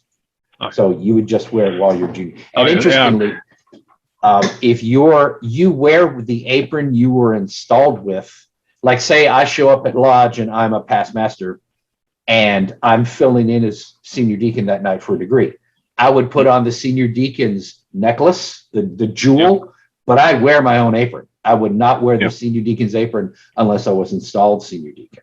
Right. But you don't buy any aprons. Okay. No. All right. No.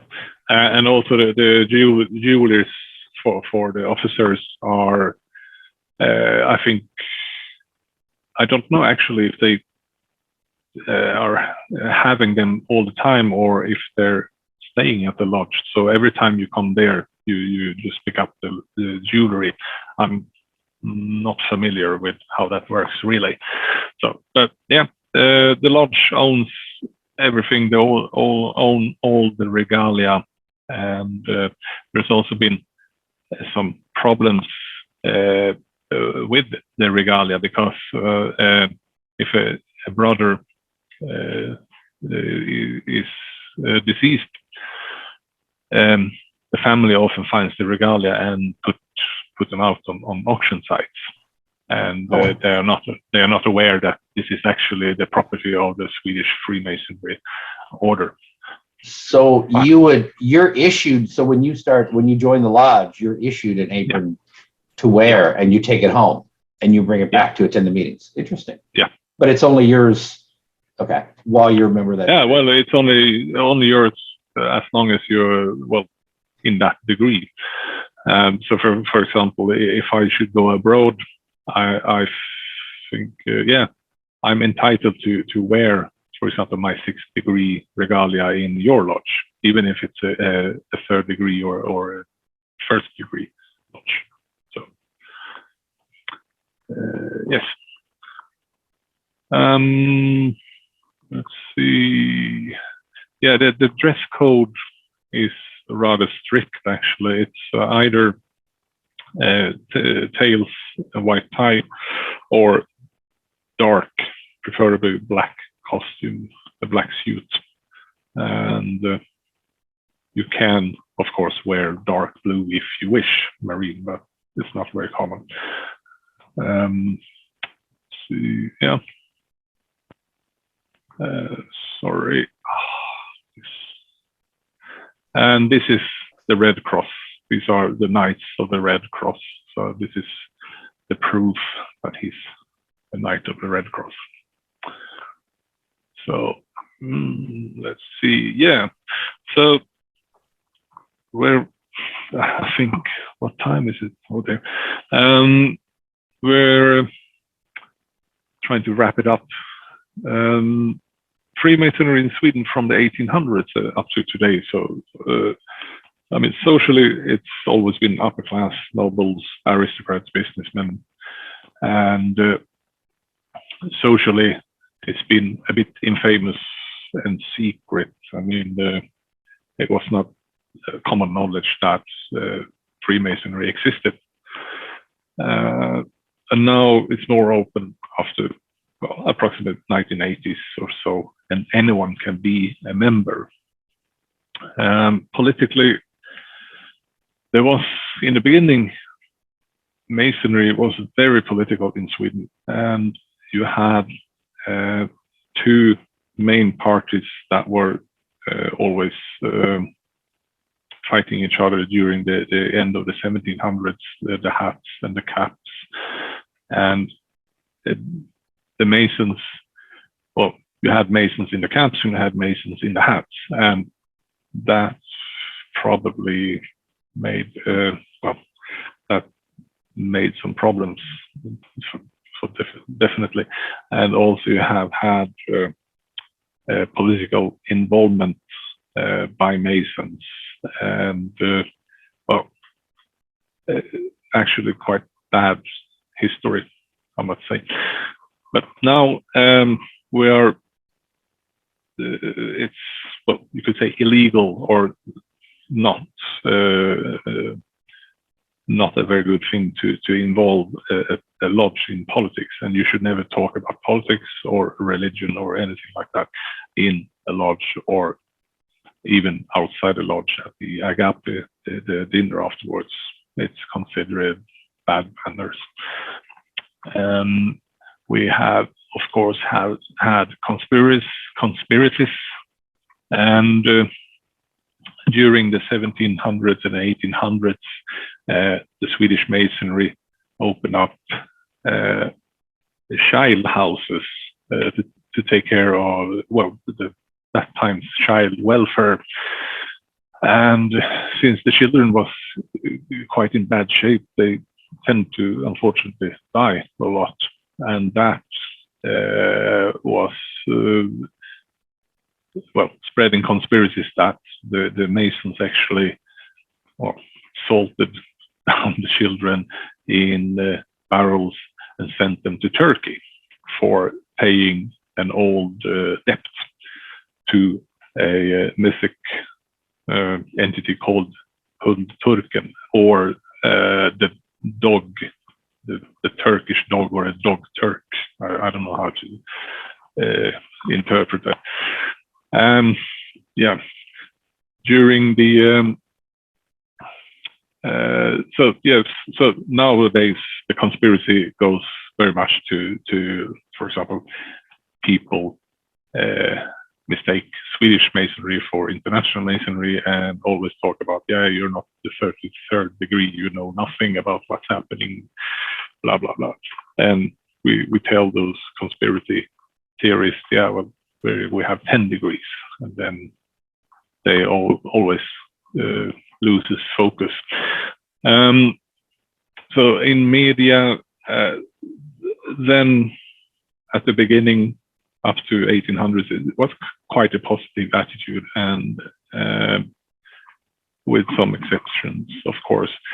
Now in modern days, we have what we could say a neutral to a negative attitude. And it's also, I mean, for example, this clip here from one of the evening papers in Sweden, to the extent that an organization contributes to a reduction in the diversity of opinions and decisions alternatives, it is a danger to democracy. It could lead to international recruiting to elite appointments. So that was a small article in Expressen, who were quite concerned about the influences that Masonry had on people in general.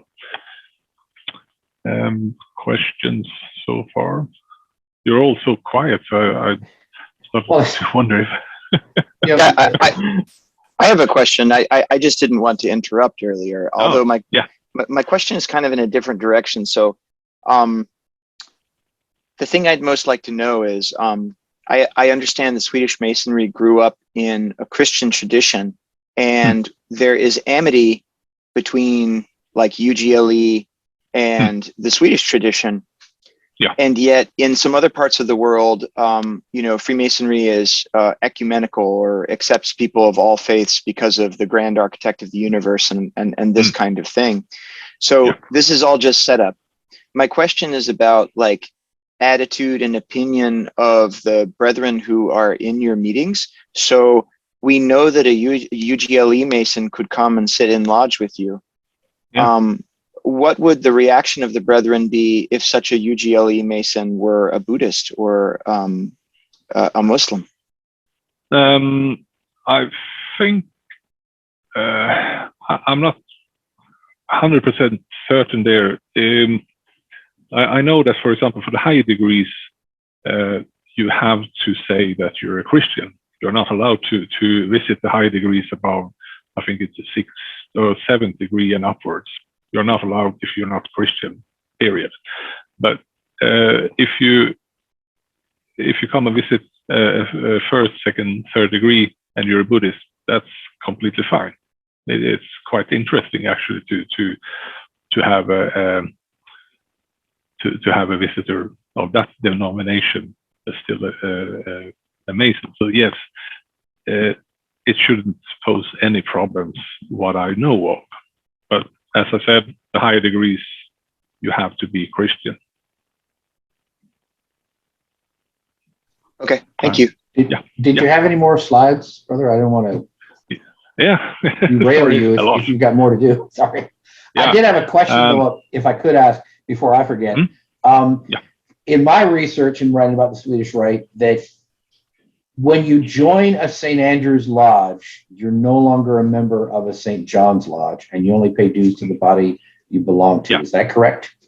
That is correct. Yeah. But I also read that to be a first-line signer of a petition for someone to join the Swedish Rite, you must have received the 7th degree, and the second-line signer at least the 3rd. Yeah, that's correct. Okay, so here's a question. So if I'm a member, if I'm in the 7th degree and I'm a member of a St. Andrew's Lodge, I'm no longer a member of a St. John's Lodge, but I can still sign a petition for someone joining a St. John's Lodge. Yeah. So you can still attend a St. John's Lodge as often as you like? Oh, yes. Okay, but you no longer have to pay dues then? Exactly. Okay. So that's also a big difference, because even if I'm a 6th degree Mason, I often go to 1st degree, 2nd degree, 3rd degree.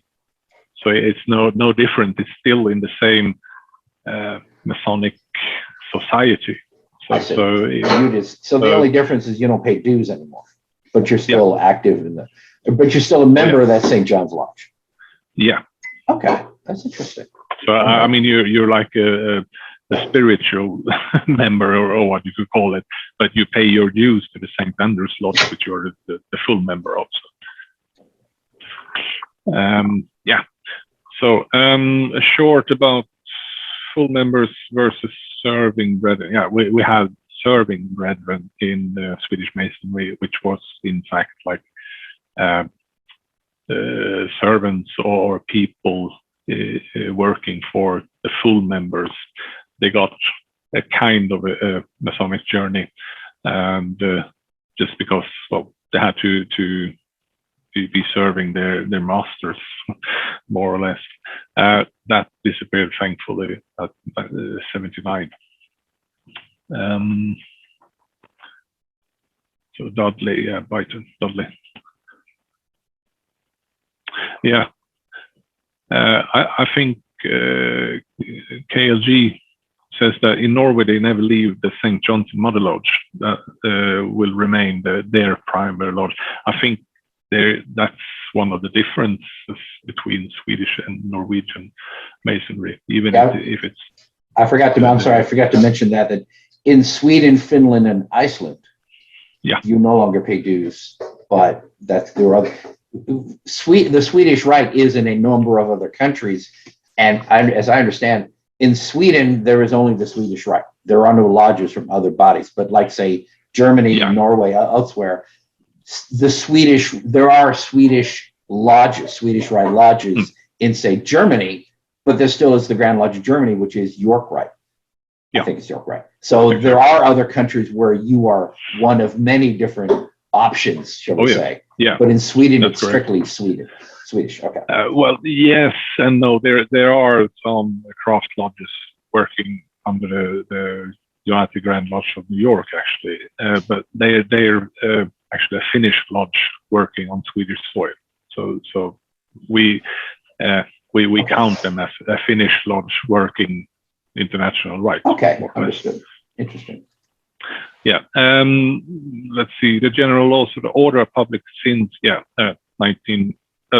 2018. So anyone can read our general laws of the order online nowadays. So let's see. Freemasonry in Sweden today. Well, we're quite thriving. We often own our own facilities, and it's quite often, for example, a restaurant or a hotel in the same building, so you get some money flow.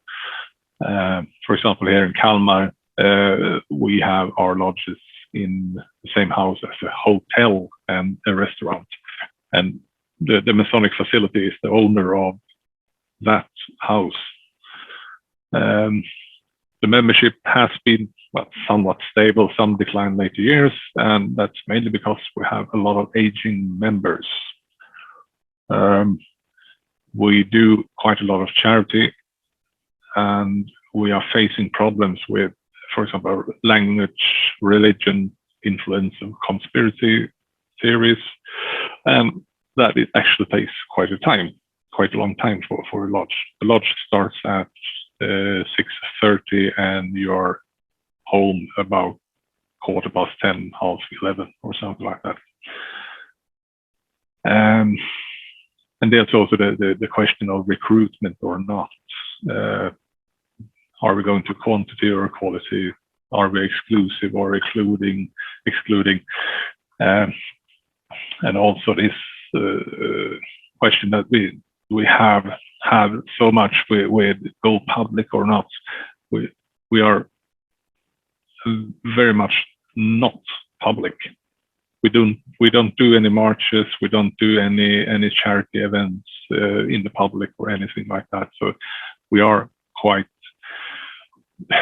secret in that sense. We do have an open house twice a year, for example, where we actually invite people off from the street to come up and have a coffee with us or something like that. So, let's see. Yes. Any questions so far? I think we're soon running out of time here. So, but we kind, as far as time goes, it's 11:44 here. We go until people get tired and everybody drops off. Honestly, perfect. I don't have a set time on any of our speakers, Good. but generally most of them go about an hour. You've gone about an hour and a half, and that's quite all right. It's just if people are interested, they stick on. We still have 19 participants. We only had a few people drop because they said they had to go. But I think this has been very interesting. Did you have any more slides? I didn't want to cut you off. Yeah. Do you have more? Okay. Well, how many more? Let me ask you that then, since we are. Not too many, actually. I think 4 or 5. Why don't you go ahead and just quickly go through your slides, and then we'll go to questions. I don't want to cut you off. Yeah, exactly. Too early. So, some differences. You're asked, you're not asking. We have large lodges. You're invited? You have to be invited to join. Yeah. Interesting. Exactly. Okay. That's one of the main differences. Of course, if you ask someone, I heard you're a Mason, could you please tell me more?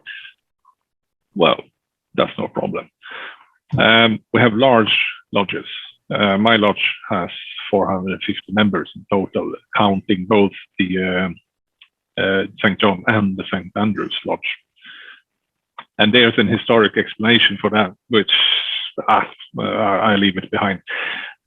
We have a great mix of high and low. I mean, you have CEOs of very large companies, and you have car mechanics sitting next to each other, which is also this historic explanation. And there we are, not very public, no marchers, social events, no attendant bodies. Usually belongs to the same Masonic society. I mean, the society is like the combination of St. John and the St. Andrew's Lodge.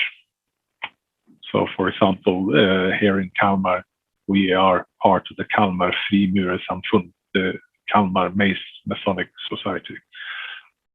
Yes, and there was the views. When you reach the 8th degree, you are to carry a ring and you make your own shield. Unfortunately, quite bad image of the ring there. So, okay, and there's the shields. Some of the shields. How large are those shields? Or could it be like I don't know, 60 centimeters high or something like that? And you just you're expected to make your own shield. Yeah, and you display it in your house. You bring it to lodge. What do you? You can. Well, I'm going to do some photos. A quick photo slide, so you'll see where they reside. You get a personal shield and a shield that hangs on inside the lodge. Actually. So this is a secret ritual image. Not that secret, actually. You find it on the web anywhere. Unfortunately, this is the working carpet of the 1st degree. I believe there are some differences between the carpet between Danish, Norwegian degrees as well. So I think that the main structure is similar. And I see a beer by the candle there, a glass of beer in a bottle. Interesting. Yeah. Well, we had a educational night there, so. Oh, okay. I want to attend. Yeah. You had me at beer bottle in the lodge. Yeah. The tracing board is exactly the same in Iceland. Huh? Thank you, Steiner. So the lodge. I think I've spoken to a lot of people that are part of this, what do you call it? The TO. Traditional observance. Yeah, exactly. And when I'm talking to them about the Swedish Lodge and how it works, they say, "Oh, we really want to achieve that." So, the lodge is very dark. It's solemn, and we have an ambience which I don't see. I see them that in perhaps English lodges somewhat, but I don't see it in American lodges that much. American lodges seems to be, well, quite the white walls and stuff like that. We don't have anything like that. The lodge, no matter with what degree the lodge is working at, we always open the first degree and advance to which degree it's holding. And you can attend to any degree as long as your degree allows it. So I can go to, at my 6th degree, I can go to any degree at 1, 2, 3, 4, 5, but I can't go to a 7th degree and above. So no reading of minutes. I think that the reading of minutes is actually a subject that a lot of Masonic brethren are always complaining about. Maybe. Now, if I could ask, I'm sorry, in the St. Andrew's Lodge, you only confer the 4th, 5th, and 6th degrees. So if you were conferring the 6th degree in a St. Andrew's Lodge, you would open on the 1st degree? Maybe. Let's see. 1 minute. No, sorry, we open in 4th, 5th degree actually. Okay. Sorry.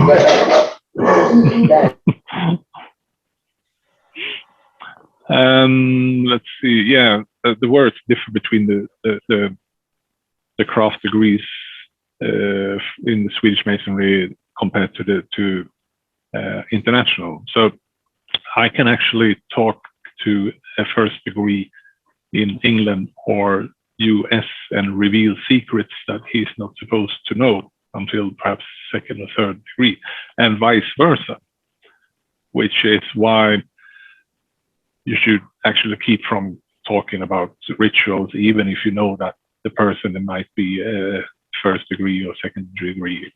If he's a 3rd degree, usually fine. But I think actually there are some things that spills over in the 4th, 5th degree as well. So, you know, the 3rd degree is what I understand very different in Sweden compared to abroad. No more details about that. We pay about $260 per year. That's our dues, and a dinner lodge is around $16, give or take. Every new degree is approximately $150 to $200. I think they also is a bit more expensive the higher you get.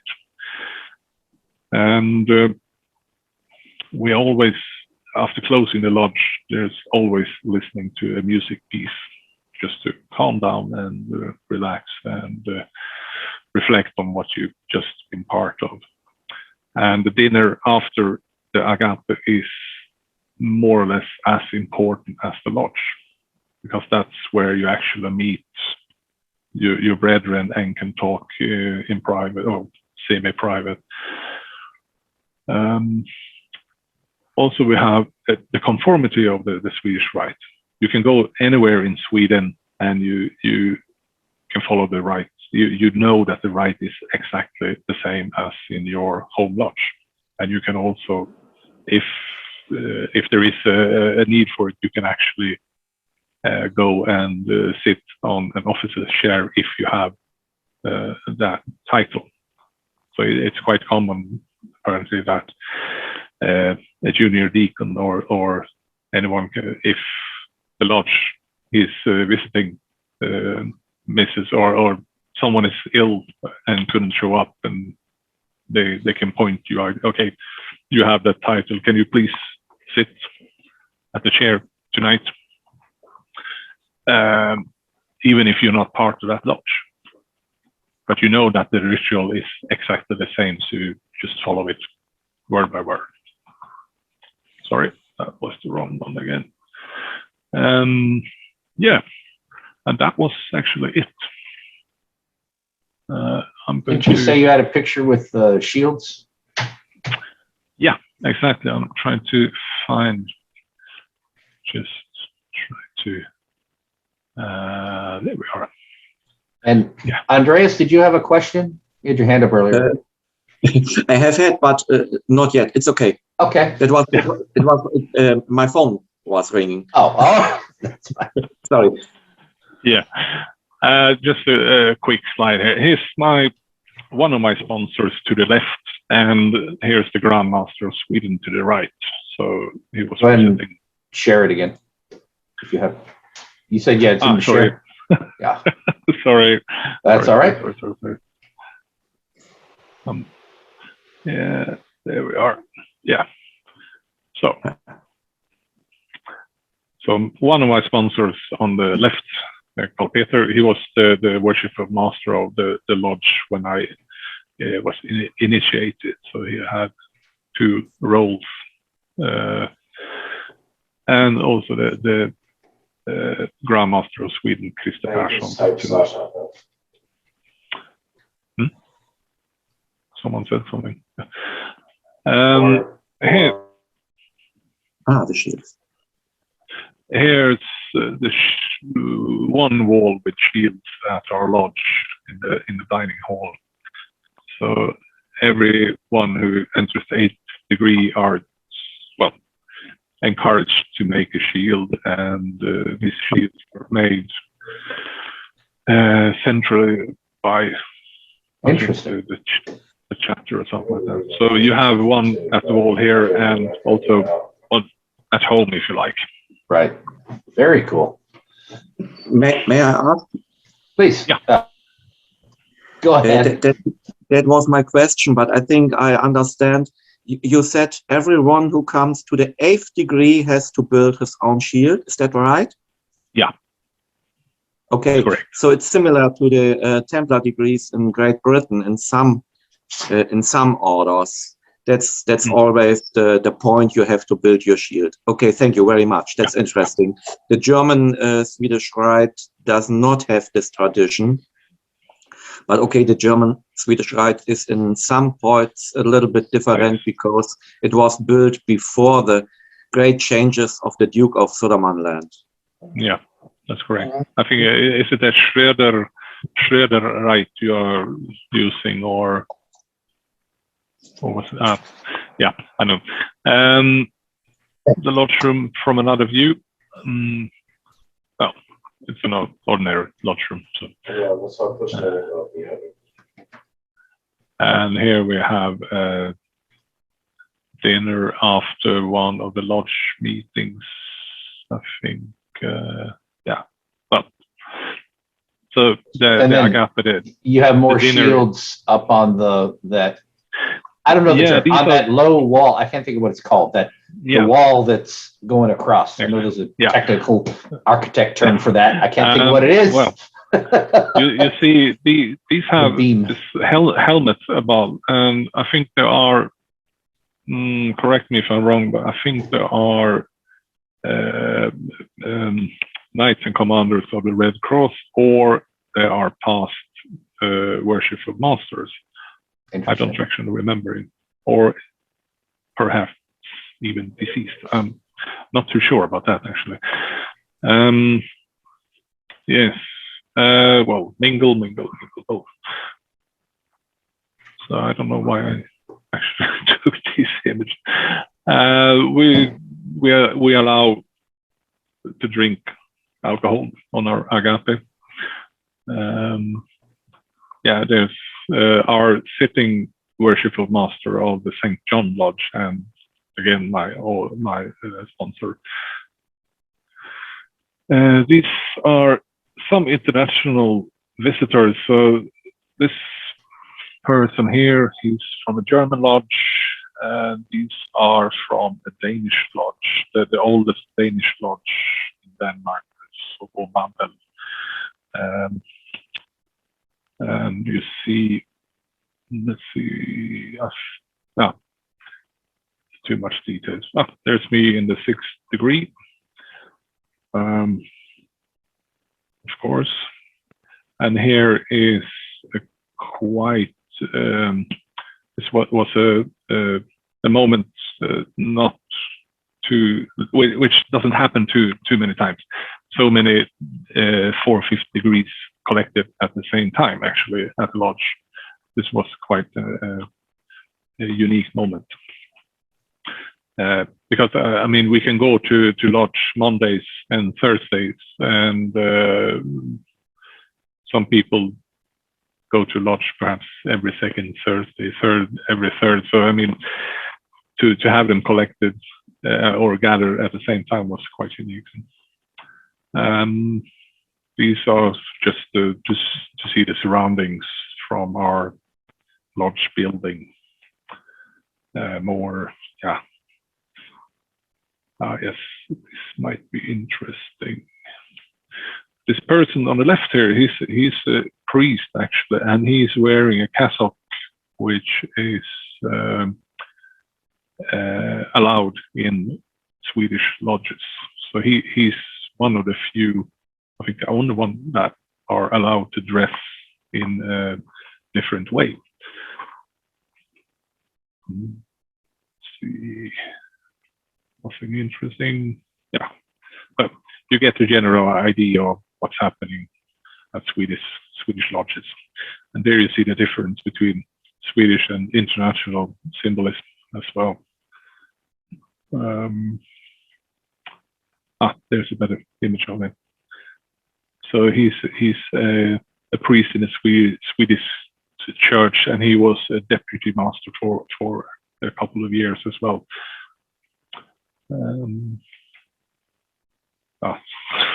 Sorry, more alcohol. Yeah, and we're going to start to end with some images from different lodges, St. John lodges. This one is, I think, quite high north in Sweden, and this one is, I think, Wow. the nearest lodge we have, Oskarshamn, which is not too far away from here. And here we have our lodge. And if you have good vision, you will see one major difference between these two. I'm going to. No one noticed a big difference. I'm sorry. Actually, the floor in our lodge is actually wrong according to the Swedish Masonic laws. It should be in this direction. Oh, you're 45 degrees off. I see. Yeah. So that's like, this is wrong, actually. So that was very good. Thank you. I want to say on a personal note, my ancestors, my grandparents came here. My dad's family came from Germany and my mom's family came from Sweden. So I'm Swedish German. So if I lived in Europe, I would be a member of the Swedish Rite in Germany. I think that would be the appropriate thing for me to do. So I'm very, I took German in high school and forgotten all of it. I know very little Swedish. But I'm very interested in the Swedish Rite since it is quite different from what we have. Any questions from the group? Please speak up. Everything's totally clear. It was. I really enjoyed that, Erik. That was really informative. I knew a little before you covered, and you covered everything that I'd pretty much researched on my own. You covered, and then more in depth. But it was good to be able to ask a couple questions just to clarify, like about the dues and such. But it was really good. Anybody have any questions out there? I want to make sure everyone has a chance to ask before they leave.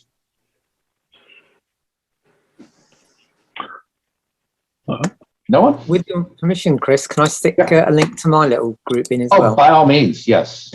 Yeah. Very much. Erik is a member, as are about 3 or 4 other people here. But if you're interested in joining a slightly different group to this, please follow the link. You might be a little bit of a delay where you get in because we do a little bit of background check and we guarantee Masons only in our chat group. And they speak a lot of Scottish, so yeah, they speak a lot of Scottish. Well, actually, our Swedish is coming along nicely now. I think we've got 3 people from Sweden in the group. Yeah, that's really nice. Yeah. We could have a start. lot of American as well. talking. They can't have everything. Yes. And I hope I answered I got a couple direct messages. I hope I answered everybody in the chat because I don't pay as much attention to the chat when I'm running the meeting. So I try and look at it in case I missed anything. So if I didn't address your question, I'm sorry. And I hope everybody got a chance to ask what they wanted to ask. I do want to thank Brother Erik for being our speaker today. It was very, very interesting. We've gone just over 2 hours, so we did real well. I do want to announce our next meeting. My notes are here in the window here. Okay, so let's see. May the 7th will be our next unstated meeting. Brother M. David Allen, who was he here? Was he the one in earlier today? I think we had there might have been David who was here earlier. I wasn't sure, but he's dropped off.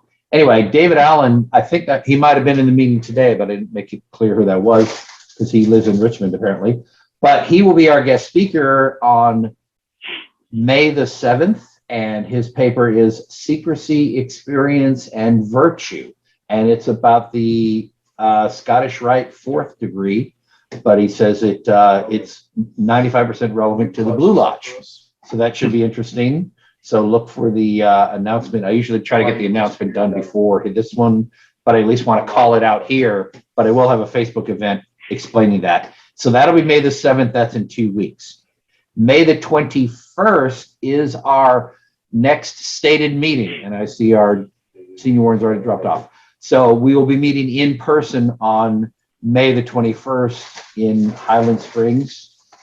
And our speaker will be Wes Latchford, who is, let's see, who is a member of several lodges in Scottish Rite and things I belong to. Yes, he will be speaking on the Tyler Sword. So that should be interesting. That'll be in person in Highland Springs. If you're in Virginia, you're more than welcome to join us. Wes Latchford will be speaking on the Tyler Sword. And then, will that be painful? Yes, he will be. Well, apparently he's bringing several swords to show off, which is going to be interesting. That'll be May the 21st. So I'm going to move our next unstated meeting to the 28th of May. And that will be about the hidden Kabbalah in the offices of the Blue Lodge, which is Brother, because it's not opening right now. I have a brother who is speaking on that. That's going to be the 28th. I have to move him. And I don't have his name in there. I'm sorry. But that will be the 28th. Oh, Ray Bradford. Ray Bradford will be our speaker on the 28th of May. So those will all be shown as invites on the events on Facebook, so you can follow up with them. But again, May the 7th, unstated meeting here. May the 21st, meeting in person in Richmond, and May the 28th will be unstated here. And then I'll do every 2 weeks after that. I don't want to wait another, an extra week for the unstated. So we just take one off because of the lodge meeting in person, which is something I'm not used to having to work around. I'm glad we're back to meeting in person again. So I appreciate everybody. Oh, Robert is still here. Good. Yes. Yeah, I am still here. I'm sorry, I didn't see you. Wes Latchford will be speaking on the Tyler Sword at our next meeting. Yeah. And barring any unforeseen deaths and memorial services and sickness, both me and your worship master will be there at our next stated, so you won't have to run things yourself. It was most unfortunate that we both couldn't be there, but I'm sure you did fine. Yes, it was. It was a good meeting. I'm sorry, I really am sorry I couldn't be there and missed Brother Joe Martinez's talk. But Joe will come back and be a speaker here at one of the unstateds. So coming up probably in June. So I still have at least a month or two mapped out. I've got more speakers I'm going to line up, so I want to nail them down and publish all that. So they'll be available on our Facebook events. You can see them. Robert, do you have anything to say on behalf of the lodge before we close? No, it was very interesting. It's trying to see how it works with, I guess, our Masonry in America and what's going on in Sweden. It's very interesting. Yes. Always good to have different perspectives. Yes. I really enjoy that, Eric. I do thank you for coming in, and thank you, Brian, for introducing me to Eric, so he can speak. We're always happy to have more speakers. If any of you want to speak, or if you know someone who you think would have a good talk, please just contact me. I'm always looking for more speakers. We try to have these every 2 weeks, so it puts the burden on me to go and find people and line them up and keep them interesting. So worst case, if I can't find someone, I'll read a paper to you, but I'm really trying not to do that. But I'm kind of there in the background. I have several of our older research papers I want to get out there at some point and share with everyone because they're really interesting. So if anyone else has anything to say, we'll go and wrap this up. It's 12:10. So this has been one of our longer sessions, but it's really good. I appreciate everybody for sticking around. We still have 10, 11 people. So we had a high mark of 23, I think. So that was pretty good. So good to have you all here. I bored them out for a while, probably. No, you did great. You did great. Yeah. All right. Thank you you all so much. You all have a wonderful day. Enjoy your early afternoon, evening, or for those of you here in Virginia and so forth, enjoy your lunch. Yeah. So y'all have a good day. I'll talk to you all soon.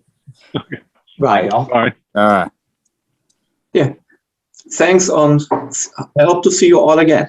Yes. Yep. Thank you.